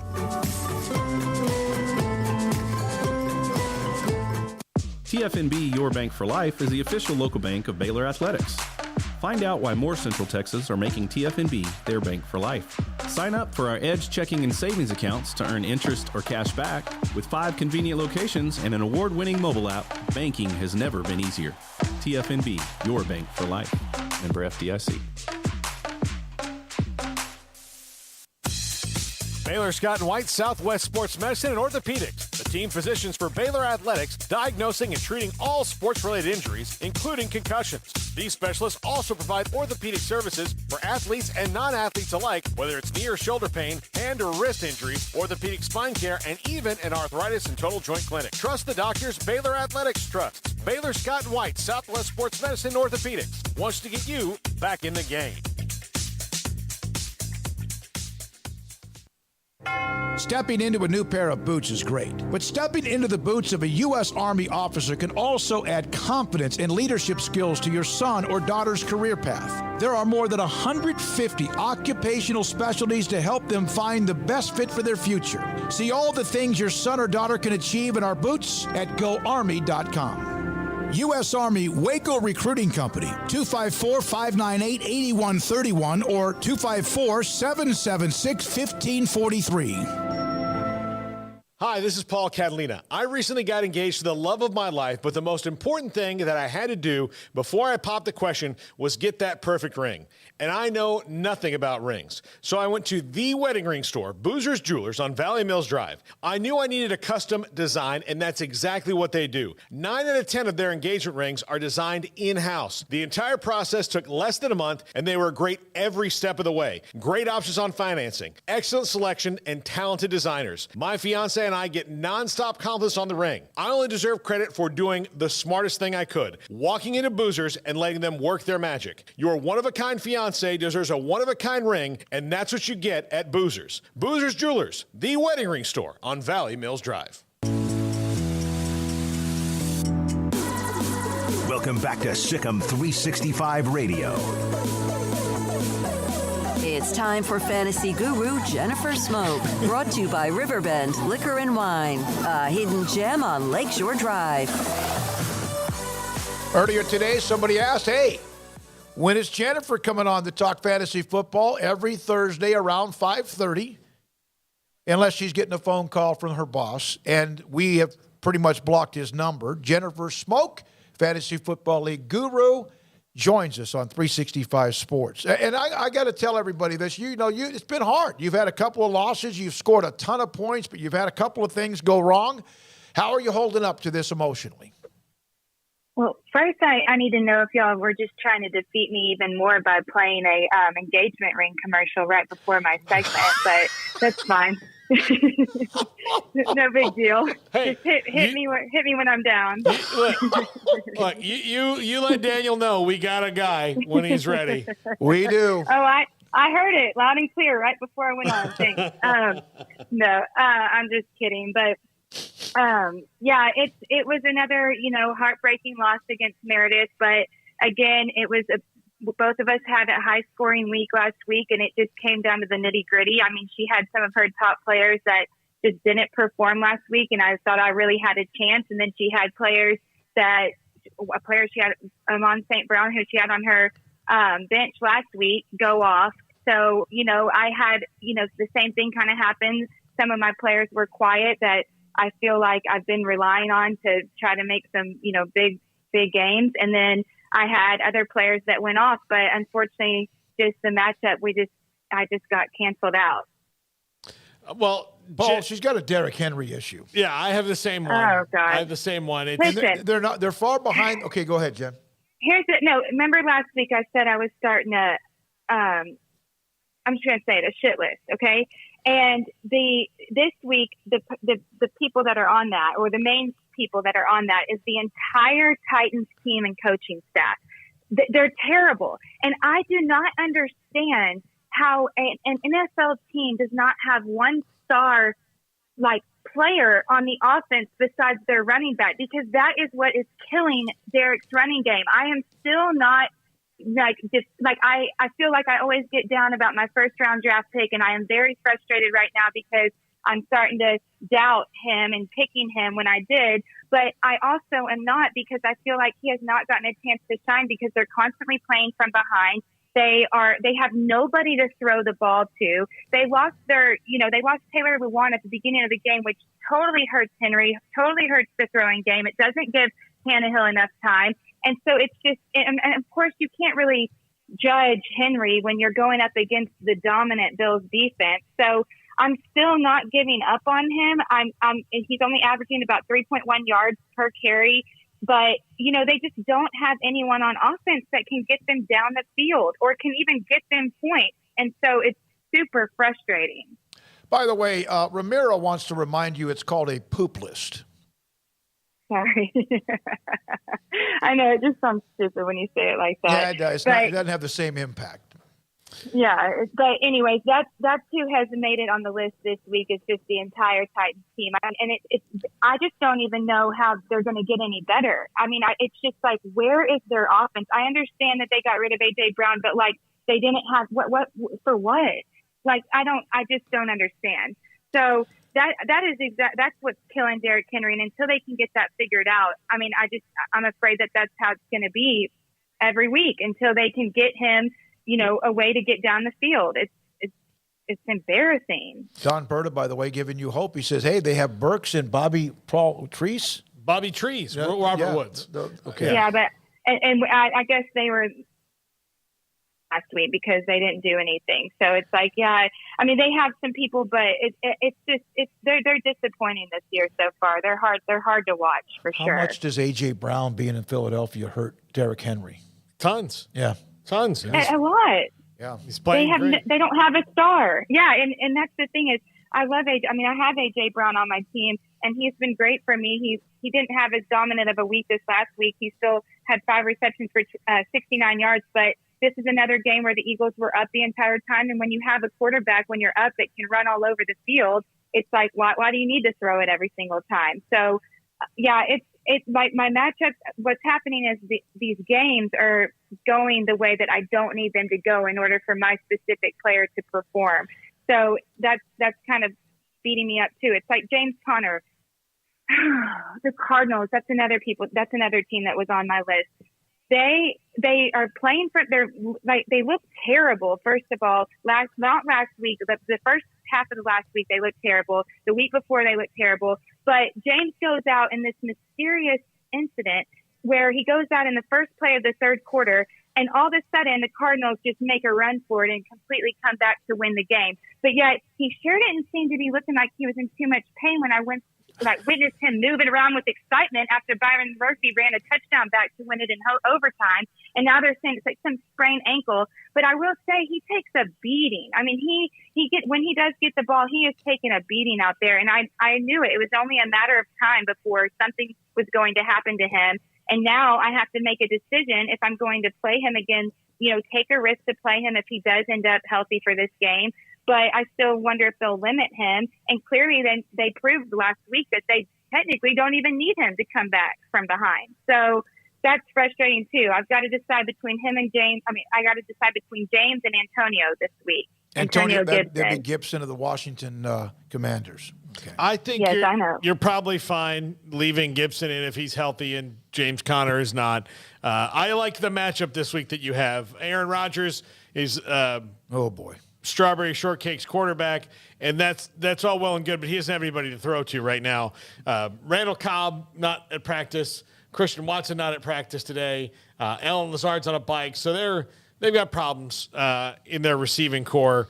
The Saints aren't really that great on offense yet. Neither of the Broncos. Has Rodgers had that game yet? No. I mean, he had a nice game on Monday against the Bears, but he owns them. So. Mm-hmm. Who is Strawberry Shortcake, Jennifer? That's Tamra. That's Taylor's older sister. Okay. All right. But, yeah, she actually had Dak as her starter. Well, actually, I think she was deciding between Dak and Aaron, but she lost Dak already. She also had Keenan Allen before he got injured. But, she has Justin Jefferson on her team, and Justin Jefferson had a quiet week last week, especially with the Vikings, which was shocking with the Vikings being down, the entire time against the Eagles. So he only had 6 receptions for 48 yards, and I'm sure he'll have a huge game this week, of course. But, that's another thing last week, which was so shocking. Meredith I believe she has one of the top 2 teams in the league, in our league. And even with Jonathan Taylor and Saquon being limited to under 75 rushing yards each and having a combined 4 receptions, I was shocked that with them underperforming, and even she had Devontae Adams, who was limited to only 2 receptions for 12 yards. But of course, the Raiders wanted to throw a touchdown on the 1-yard line, try to be cute. So he got that 1 touchdown. And even with those 3 not even having a big week last week, she still beat me. And it's all thanks to Amon-Ra St. Brown. Woohoo! Yeah, where does this guy come from? USC, and he is literally their only target, because I'll tell you who's not their target, my tight end, TJ Hawkinson, who is also on my list this week. Like, catch the ball, dude. Catch the ball. Why is it so hard? Is your long hair in your face?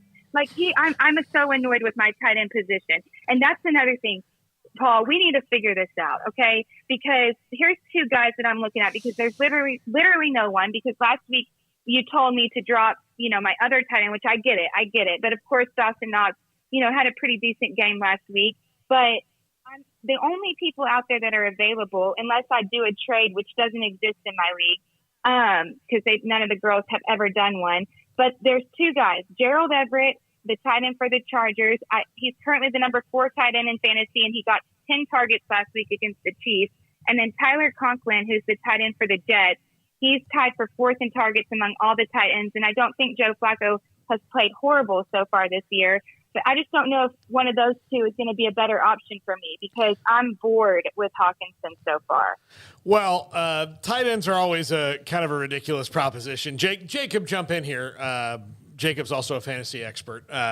There's only about 6 that you'd want. And if that, it's more like 3 or 4. There's like 3 or 4 that you want, and then everybody else is kind of in the same hodgepodge. So Logan Thomas is available in your league. Hayden Hurst had a nice week last week. If you're picking between Everett and Conklin, I would go Everett just because he's got a better quarterback. Is Logan Thomas healthy? Right now, currently. But he's like the other guy they used to have as a tight end. Today he's healthy. Jason Reed. What was the guy's name? Jordan Reed. Jordan Reed, yeah. Yeah, and that's the thing is, like, these guys are just not consistent. So it's like the minute that I drop Hawkinson, he's going to have that one big game he's destined to have. And it's, just a whole back and forth. It's like trying to decide between your defense and kicker with my tight end position. But, I just have been completely disappointed with him. But my hero, once again, was my Josh Allen. Is he not the best, y'all? Like, he is the most exciting player to watch in football. It only took him 3 quarters to throw for 317 yards and have 4 touchdowns. And, of course, more bad luck for me. They take him out in the 4th quarter, and, I lose any more hope to try to get more points from him. But Josh Allen is just, gosh, I love him. I'm just so happy that I picked him in the draft when I did, because he is my favorite player on my team. Okay, we've had you bring up the engagement ring, and now Allen. Well, Stop. Jennifer, if I did it, Daniel's really on the clock, I'm man. Team Daniel on this, by the way. I'm Team Daniel. Yeah, it's saving you money. Really, Dad? No. Really, Dad? Yeah, well, I mean. Yeah. All right, now here's a couple of questions for you, and Paul, you as well, and Jacob. From Darling Deb, how long do I hold on to Cam Akers before I look for greener pastures? You guys are dead silent. No, go ahead, Jen. You start. It's your segment. No, I mean, just because I have nothing to say about the kid. I mean, all I can remember is like week 1 when I played against him. And I mean, I hope all my opponents have Cam Akers after week 1, but that was week 1. I honestly didn't pay much attention to what he did in week 2. So one of y'all would be better at answering that. I just know he was not good week 1. Yeah, I think if you can keep him on your bench and wait and see, that would be what I would do. But yeah, I think he's very cuttable depending on what league you're in. And Sean McVay has shown he's fine with moving on with the running back position. He's fine with the carousel. And Darrell Henderson might be good enough for him to take the majority of the carries for the Rams right now. Yeah, so I mean, if you can keep him on your bench and it's not going to hurt anything else. But look, in your league, Jen, J.K. Dobbins is available, so I would go ahead. That's somebody else I'm looking at, because I do think he's on track to make his season debut. I don't expect him to have much of a workload like the first couple of weeks, but I do think he'll end up being a big part of the offense by at least week 6. So that's somebody else that's on my list of people. And then also Garrett Wilson, because he had a big game last week against the Browns, 22 targets for the season, which is 1 less than Justin Jefferson. And he was a huge part of that comeback for the Jets. And I do see him getting more and more targets this season, especially since the Jets will be playing from behind most of the time. So I don't really need another wide receiver, but I do, it's always nice to pick up some guys that are good, because you just never know who you're going to possibly lose throughout the season. Well, that's what Sharice Armistead was mentioning, that Garrett Wilson in the NFL, now he plays for the Jets, is talking about maybe looking at him as a possible pickup, but that's the position you have a lot of strength. Well, she already has him, so. If J.K. Dobbins is available, I would get him. Paul? Yeah, no, I think go get him. I mean, you've got some decisions to make on your roster when it comes to that, but I would get him, Wish she could trust you to make them. Well, see, and y'all, that's the thing is that, last year I feel like it was just, I had so many injuries going on that even what I had as options on my bench were like not even as good as people's starting team. And so this year I really am confident in my team. It's just, I feel like, or in my players, I just feel like there have been some bad matchups with who they're playing. Like, Debo has had I feel like he's playing great, but he's not necessarily giving me those huge monstrous amount of points like we saw him do last year. But I will say, I hate to see any player go down with any injury. And so I hated to see Trey Lance get hurt, but I really do think it's going to be more beneficial for not only Debo offensively, but anybody else that's on that offense, because, Garoppolo, from what we saw Debo do last year, he was amazing. So I am kind of looking forward to seeing them two be together. I mean, he still had 5 receptions for 44 receiving yards and 53 rushing yards last week. And I know he's going to end up being a big player for me. I'm just ready for some of these guys to have their big games like I know they can. Just be patient. You've scored a lot of points. Keep scoring points. I know it's an 8-team league, so a lot of points are scored, but just keep scoring the points. You're going to get a break or two. Craig, you have any questions for Jennifer? No, I've just been listening here this whole time. No, if I did, I would have said something. Okay. By the way, I know that there is one other player that I'm looking at that you'll be happy about. Okay. It's Curtis Samuel, the wide receiver for the Commanders, because he's playing 80% of the snaps, and they have lined him up in the backfield 10% of the time. He also leads the team in targets and is Carson Wentz's favorite target, which Wentz looked really great last week. So I think, he could have a really good week, especially with how he looked last week. But that's another person I'm looking at that is available that I might want to try to pick up too. So between Garrett Wilson, J.K. Dobbins, Curtis Samuel, and possibly, getting another tight end, those are kind of the options out there for me. who would you pick first among those based on this weekend? Well, I would want to say the person that definitely Garrett Wilson. Okay. All right. But I'm leaning towards J.K. Dobbins, just especially with the fact that I just had James get injured, and I don't think this is the last time he's going to get injured this year. But also another thing I'm deciding between, Paul, is the Cowboys or Steelers defense. I would play the Cowboys against the Giants because Daniel Jones is, even on a good day, going to give you the ball a couple times. Okay. That's what I'm leaning towards, because I always play, unless I had the Bills, I always end up playing my defenses week to week based off their matchups, and I never really keep the same one unless they're just dominant. And the Steelers were not dominant for me last week. Yeah, I got rid of him in my league, and Steve got rid of it in the other league because the rules are different in football now, so it's hard to get one that's worth your time every week. All right, a couple more things here from the audience. From Ramiro. Everything's good. I'm a couples counselor, so I could also help out with engagement stuff, too. No, what I need is a mental health counselor after these last 2 weeks I've had. Like, it's just fantasy is, I want to have fun with it, but I get way too into it. And I let it affect me way too much. My Thursdays, my Sundays, and my Mondays are either really good or really bad. And it's a nightmare the way you go down sometimes, So if you have like a mental health counselor, that would be good for me right now. Here's the thing. Do like I used to do back in the day when I wouldn't get mad during Nebraska football games. Lord. Because now I just don't care enough to get mad.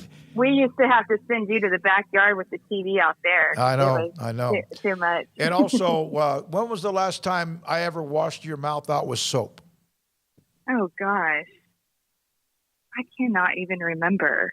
Paul, you ever have that? Is that a real question by somebody? You might have to do it sometime today. Get that bar of soap. And, When I was 7 years old, I was quoting Top Gun, and my mom heard me. Yeah. Whoever came up with that idea is like wrong for that. Like who one day sat around and was like, my kid's being bad and saying cuss words. Let me grab that bar of soap over there and just shove it in their mouth. Like, who thought of that? See, and I had buck teeth when I was younger, so I had like a bumper. Like me too, Dad. Thanks. You guys did have braces. Okay. One genetic thing. One more player though that I want to hype up from last week is Waddle.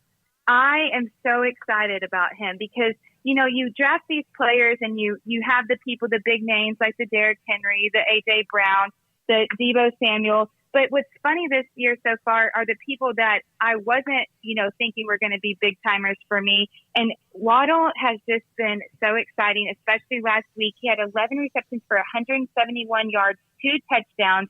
But unfortunately, his amazing performance got canceled out by me playing against Amon-Ra St. Brown. But I just think between him and Tyreek Hill, they're going to be such a dynamic duo. And especially after that insane comeback in the fourth quarter, being down 35-21. So him and Allen are my top favorite players this week. All right. Well, good luck. I know I'll get a text to your team. Good luck this week. Good luck. You have anybody playing tonight? No, and not if I'm not not if I'm dropping the Steelers defense to pick up the Cowboys. Yeah, I think Cowboys are they're going to end up, if they win, it's going to be more of that than will be Cooper Rush week in and week out until Dak is back. All right, Jennifer, thank you so much. Thanks, guys. All Bye. right, Jennifer Smoak, Thursdays at 5:30, Fantasy Football League guru, but she's emotionally drained already at 0-2 after scoring a ton of points. When we come back, Paul Catalina's top 5. Marco's Pizza, Pepperoni Magnifico. Go online, or you can order it by just calling your local Marco's. And in Waco, there are 5, Robinson, Woodway, Hewitt, also Belmead and China Spring. Pepperoni Magnifico in a large pizza for $9.99. Online, go to marcos.com and use the code PEPMAG. They also have various pizzas. For example, large one topping, whether it's pepperoni or a piece of some vegetable or sausage or whatever it might be, the one topping. Order now online, $8.99 to go. Go to marcos.com. $3 off large specialty pizzas. Special 3 is the code. Unlimited medium one topping pizza. If it's just you, that's what you want. Order now at MED or MED, $7.99 for unlimited medium one-topping pizzas. Pizzas, they have the cauliflower crust as well. That, of course, has been something that people are talking about and a lot of people enjoy. Chicken wings, sandwiches, pizzas, also soft drinks and more. Marcos.com. Pizza lovers get it. Hi, I'm Mark Stewart with Bird Colgin Ford. It's that time of year. It's football season. And BK Ford is a proud supporter of the best high school football teams in Texas, right here in Central Texas. BK Ford is proud to sell the #1 truck in Texas, the F-Series truck, led by our leading rusher, the F-150, 45 years in a row. Lock in your best price and rate today by custom ordering your new F-150 at BK Ford. Simple, easy, trusted. Experience better at Bird Colgin Ford.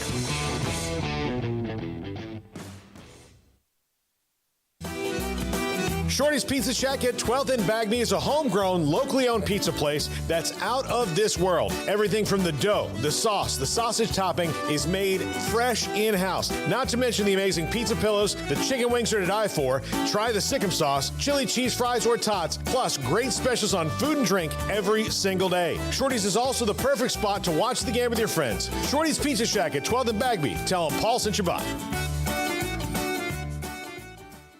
From the first workout to the last practice, sports is an incredible and rewarding challenge. Hi, everyone. This is Dan Ingham with the First National Bank of Central Texas, and we're proud to support each athlete, every parent, and our educators.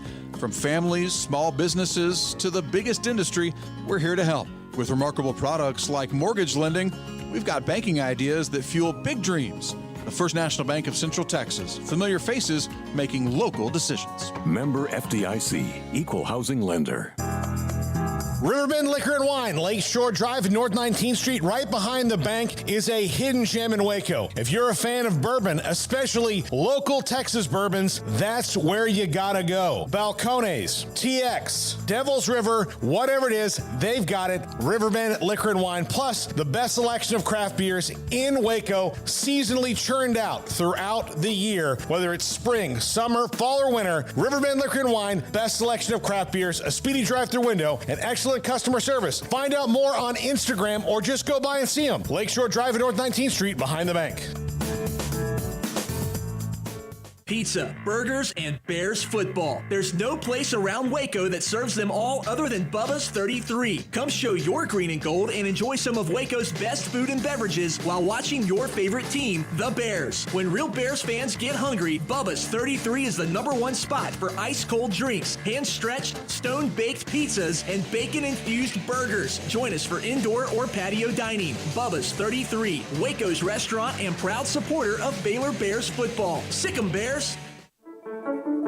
One size fits all. That may be all right for an adjustable belt or cheap sunglasses, but when it comes to your financial needs, no one wants a one-size-fits-all strategy. Cam Heathcott, your Edward Jones financial advisor, knows that his most important goals are yours. That's why he takes the time to understand your needs, knowing you. That's how Edward Jones makes sense of investing. Cam Heathcott, covering Conroe and Houston, 936-756-7717 or cam.heathcott@edwardjones.com. Edward Jones, member SIPC. Did you know that 1 out of every 4 men have symptomatic low levels of testosterone and don't even know it. And if you think you're too young to worry about it, guess again. Low T levels can make you feel tired and grumpy, cause weight gain, and wreak havoc on your sexual desire and performance. Petty Clinic Low T can set up same-day blood screening and results, so if you're tired of being tired, I challenge you to man up and Google search Low T Waco or go online, pettycliniclowt.com. It's a private clinic with an atmosphere catering to men. Affordable, only $150 a month, includes lab work, office consultation, testosterone injections, follow-up visits compared to $395 a month in Dallas or Austin, and you don't have to fight the traffic. Petty Clinic Low T as board-certified physician consultations will provide the best form of brand-strength testosterone available.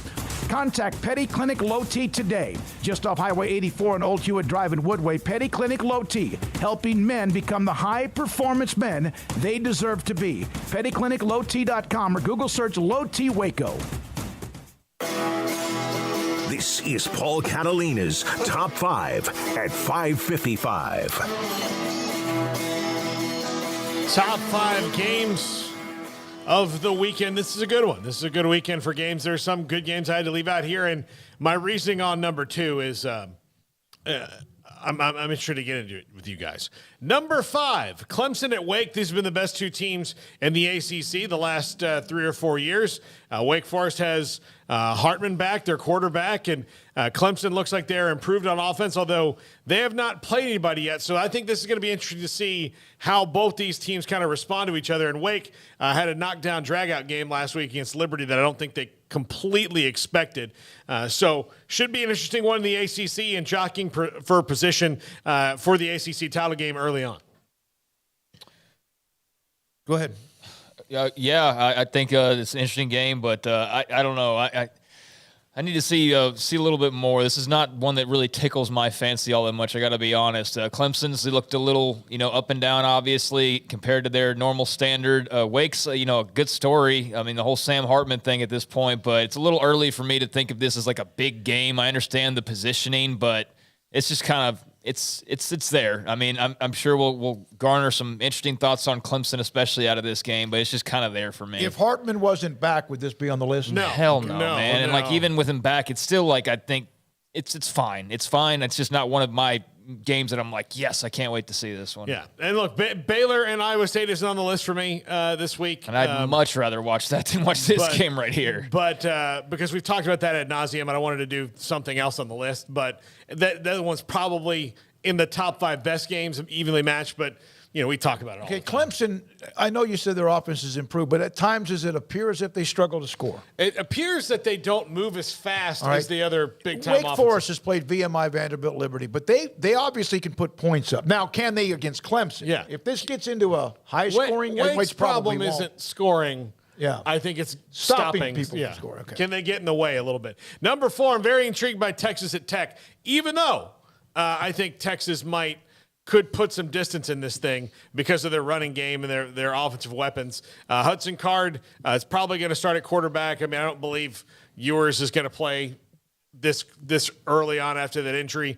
I'm sure he'll be there suited up and, for gamesmanship and all that stuff. But I do think this is an interesting one in Lubbock. If Texas can go into what's going to be a really hostile environment and continue to play well, this was a big game for them last year, and then the season turned. But I'm interested to see Hudson Card in this one, how he plays, if his ankle's any better, and if Tech can throw a counterpunch, probably based on a lot of emotion that's going to be in that stadium. Yeah, this will be interesting. I think Hudson Card played really well last week. UT's playing good defense. They've got some playmakers. Texas Tech's scrappy. That's what I would describe them as right now. Their defense is solid enough. Again, Tyree Wilson's a great player you're going to hear tons and tons about. But their offensive line's not very good. Their quarterback's not very good. They've got some fine skill guys, but I think Tech at this point is just a lot of belief in playing really hard is really their thing. And, I think that, they'll give it a good run, but I just see Texas ultimately running away from them, over the course of this game. Long trip to the East Coast, tough game. Again, Donovan Smith seems to give it up once or twice a game. Texas's defense is playing much better, at least it appears. And so, he's got to be careful. Now, they won't have Overshown for the first half because of the targeting call that they have. I would love to get against hyped about this, UTSA. but I just don't really believe that Texas is going to win this game. Yeah. And I just think Texas is going to go in there and take care of business, and that'll be probably, with Hudson Card, but that's just kind of where I am on that. Yeah. Number 3, USC at Oregon State. This is a trap game potentially for USC. Shouldn't be a trap game. They should know. Oregon State's really good. Jonathan Smith's got that team on the upswing, but USC hasn't done much wrong yet. So it'll be interesting to see what happens when they go on the road to Corvallis, a team that thumped them really good last year, maybe the last 2 years, but really thumped them. So, I think everything for USC has been kind of easy, right? Yeah. And if they have adversity, they face adversity, a road game, maybe they just go blow their doors off early. I don't think that's going to happen, but it's a test. It's a one that they probably want as well. Yeah, I looked at Wikipedia. They got that Oregon State won last year, and they hadn't won before then since 2010. So it's been a while since they would have won back-to-backs, but I think they won like 3 out of 5 back in the early 2005 to 2010 period. USC's looked really good, as you'd expect them to under Lincoln Riley, especially offensively. I think their defense still has to be challenged a bit more, and I think in general they need to be challenged a bit more, but they'll get challenged this weekend. That ought to be a hot crowd. Oregon State's very good. They're, got a lot of Boise tendencies when you think of the Broncos, kind of greatness when they were really at the top of their game, kind of get some of those same flavors with Oregon State and what they're doing. So, that ought to be fun. I think Trojans eventually just have too much firepower, but this will be a test for them. Yeah. We got a $20 super chat, by the way. I was going to read that. I got it here in front of me. Yeah. Big 12 Sports and Smack, a friendship group, $20. Just wanted to say this is my favorite go-to for sports, and y'all do a masterful job of being informative, fun, and real. If I could only change one thing, I would change the title to All the Smoke and Half the Catalina. Like that. Yeah, thank you. Appreciate that. Yeah, I like that. Very well done. Appreciate Thank you. the super chat. That means a lot. Thank you. Yeah, look, you keep spending $20. We can change the name to almost anything you want. Yeah, you want. So there's only one title of this show I've protested. I'm not going to say it out loud because I want that joke to die. Number 2, Arkansas versus A&M. This one is intriguing to me in the fact that A&M is somehow favored, even though they haven't really scored a lot of points. Arkansas has a much better offensive situation. Maybe it's because they didn't play well against Missouri State last week. But right now, I think our picks this week, before we tell them tomorrow, but I'll give you a preview. I think we all picked Arkansas because Arkansas's played better to this point in the season. The scare last week notwithstanding to Bobby Petrino, but even still, A&M's defense is fantastic. Mm-hmm. We know that, but I'm not sold yet. They do get some guys back this week. Max Johnson solidified what they were doing, at least a maturity. Didn't make the big mistake. I just feel like Arkansas is playing a little bit better, maybe even a lot bit better. Although you said they got scared, this would be a nice back-to-back win for A&M if they can beat Miami after what happened 2 weeks ago, and then beat Arkansas. It puts them right back in a pretty good spot. Do y'all know who's favored in this game? A&M. A&M is. Yeah, they are. Yeah, A&M's favored in this game. It's hard to kind of believe just with the more knowns on the Arkansas offensive side of the football. But, maybe just playing good defense and getting Devin Achane and Anaya Smith loose a couple times is just the formula that'll keep working for A&M. But I'm very curious how Max Johnson follows up that performance that's followed up the Haynes King performances, and I'm curious where this offense goes from here because, it's Achane and Smith show, and besides that, there's really not a whole lot to grasp onto. So I would think Arkansas could, score enough to get the win here, but they seem to always fall on their face when they play A&M too, or most of the time it feels that way anyway. Man, they had about 2 or 3 years in a row. Until last year. One was like A&M was at their own 2. Down 6 or whatever. They hit the guys in the NFL now, the receiver that was also a kick, Kirk, for a long pass. It was nuts for about 3 or 4 years in a row. Yeah. All right. And number 1, the first time this game has been remotely relevant in a very long time, Florida at Tennessee. The sad thing for Tennessee is that when this game was relevant, and no matter who was the quarterback at Tennessee, including one of the NFL greats, this was Florida's game for a long time. I think the series is 31-20. During Spurrier's run? Spurrier owned Tennessee. He absolutely And they'd have years where they'd get all excited, like, oh, it's going to be our year. And Spurrier would just sit back and laugh, like, all right, I'm going to have Danny Werfel come in there and shove it right down your throat. So all those different things. But I'm glad that this game is back to being nationally relevant again. And again, they're not great. Tennessee, I think, is a little better than Florida right now. But the teams are better, and it should be a good game as opposed to a tickle fight that it's been the last few years. It's a huge stadium, man. That's another one of those 100,000 plus. They'll be packed with Rocky Top. Yeah. Yeah, they will in Knoxville. I think this ought to be a great game. I would take Tennessee as well. They got a bit more firepower offensively. Anthony Richardson's just making way too many mistakes. But, I mean, it's Florida, Tennessee. Who the heck knows once they get the gloves off? If it's anything like the old days, this will be an absolute war.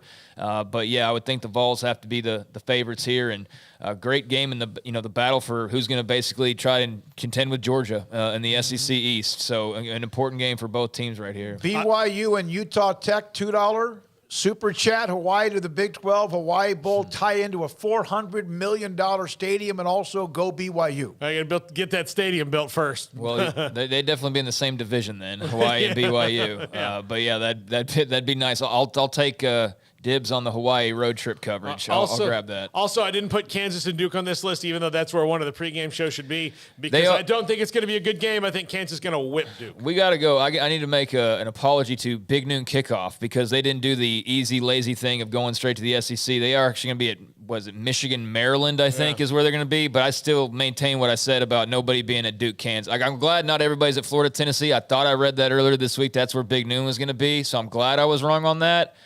But still, somebody should be at Kansas and Duke. I'm not backing off of that in any way, shape, or form. Because you don't know. And then again, nobody cares about the Heartland. If Kansas wins, then maybe they'll be there in a week or two before some of the big-time conference games begin.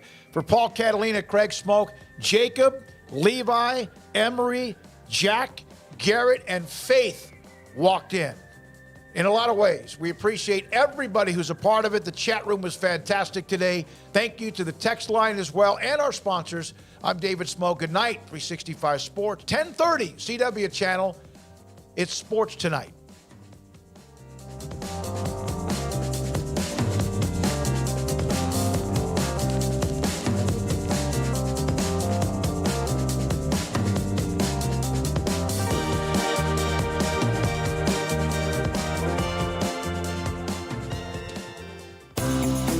Ideal MRI is a small family business right here in Central Texas. We're open to support you while lowering the cost of healthcare bills. When you need an MRI, ask your doctor for an Ideal MRI. Visit us at idealmri.com or call us at 833-IDEAL-MRI. Mickey's like 14, right?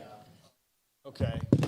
I think we should be able, if Mickey's 14 and one of those is 8, then that kind of makes up the difference, right? So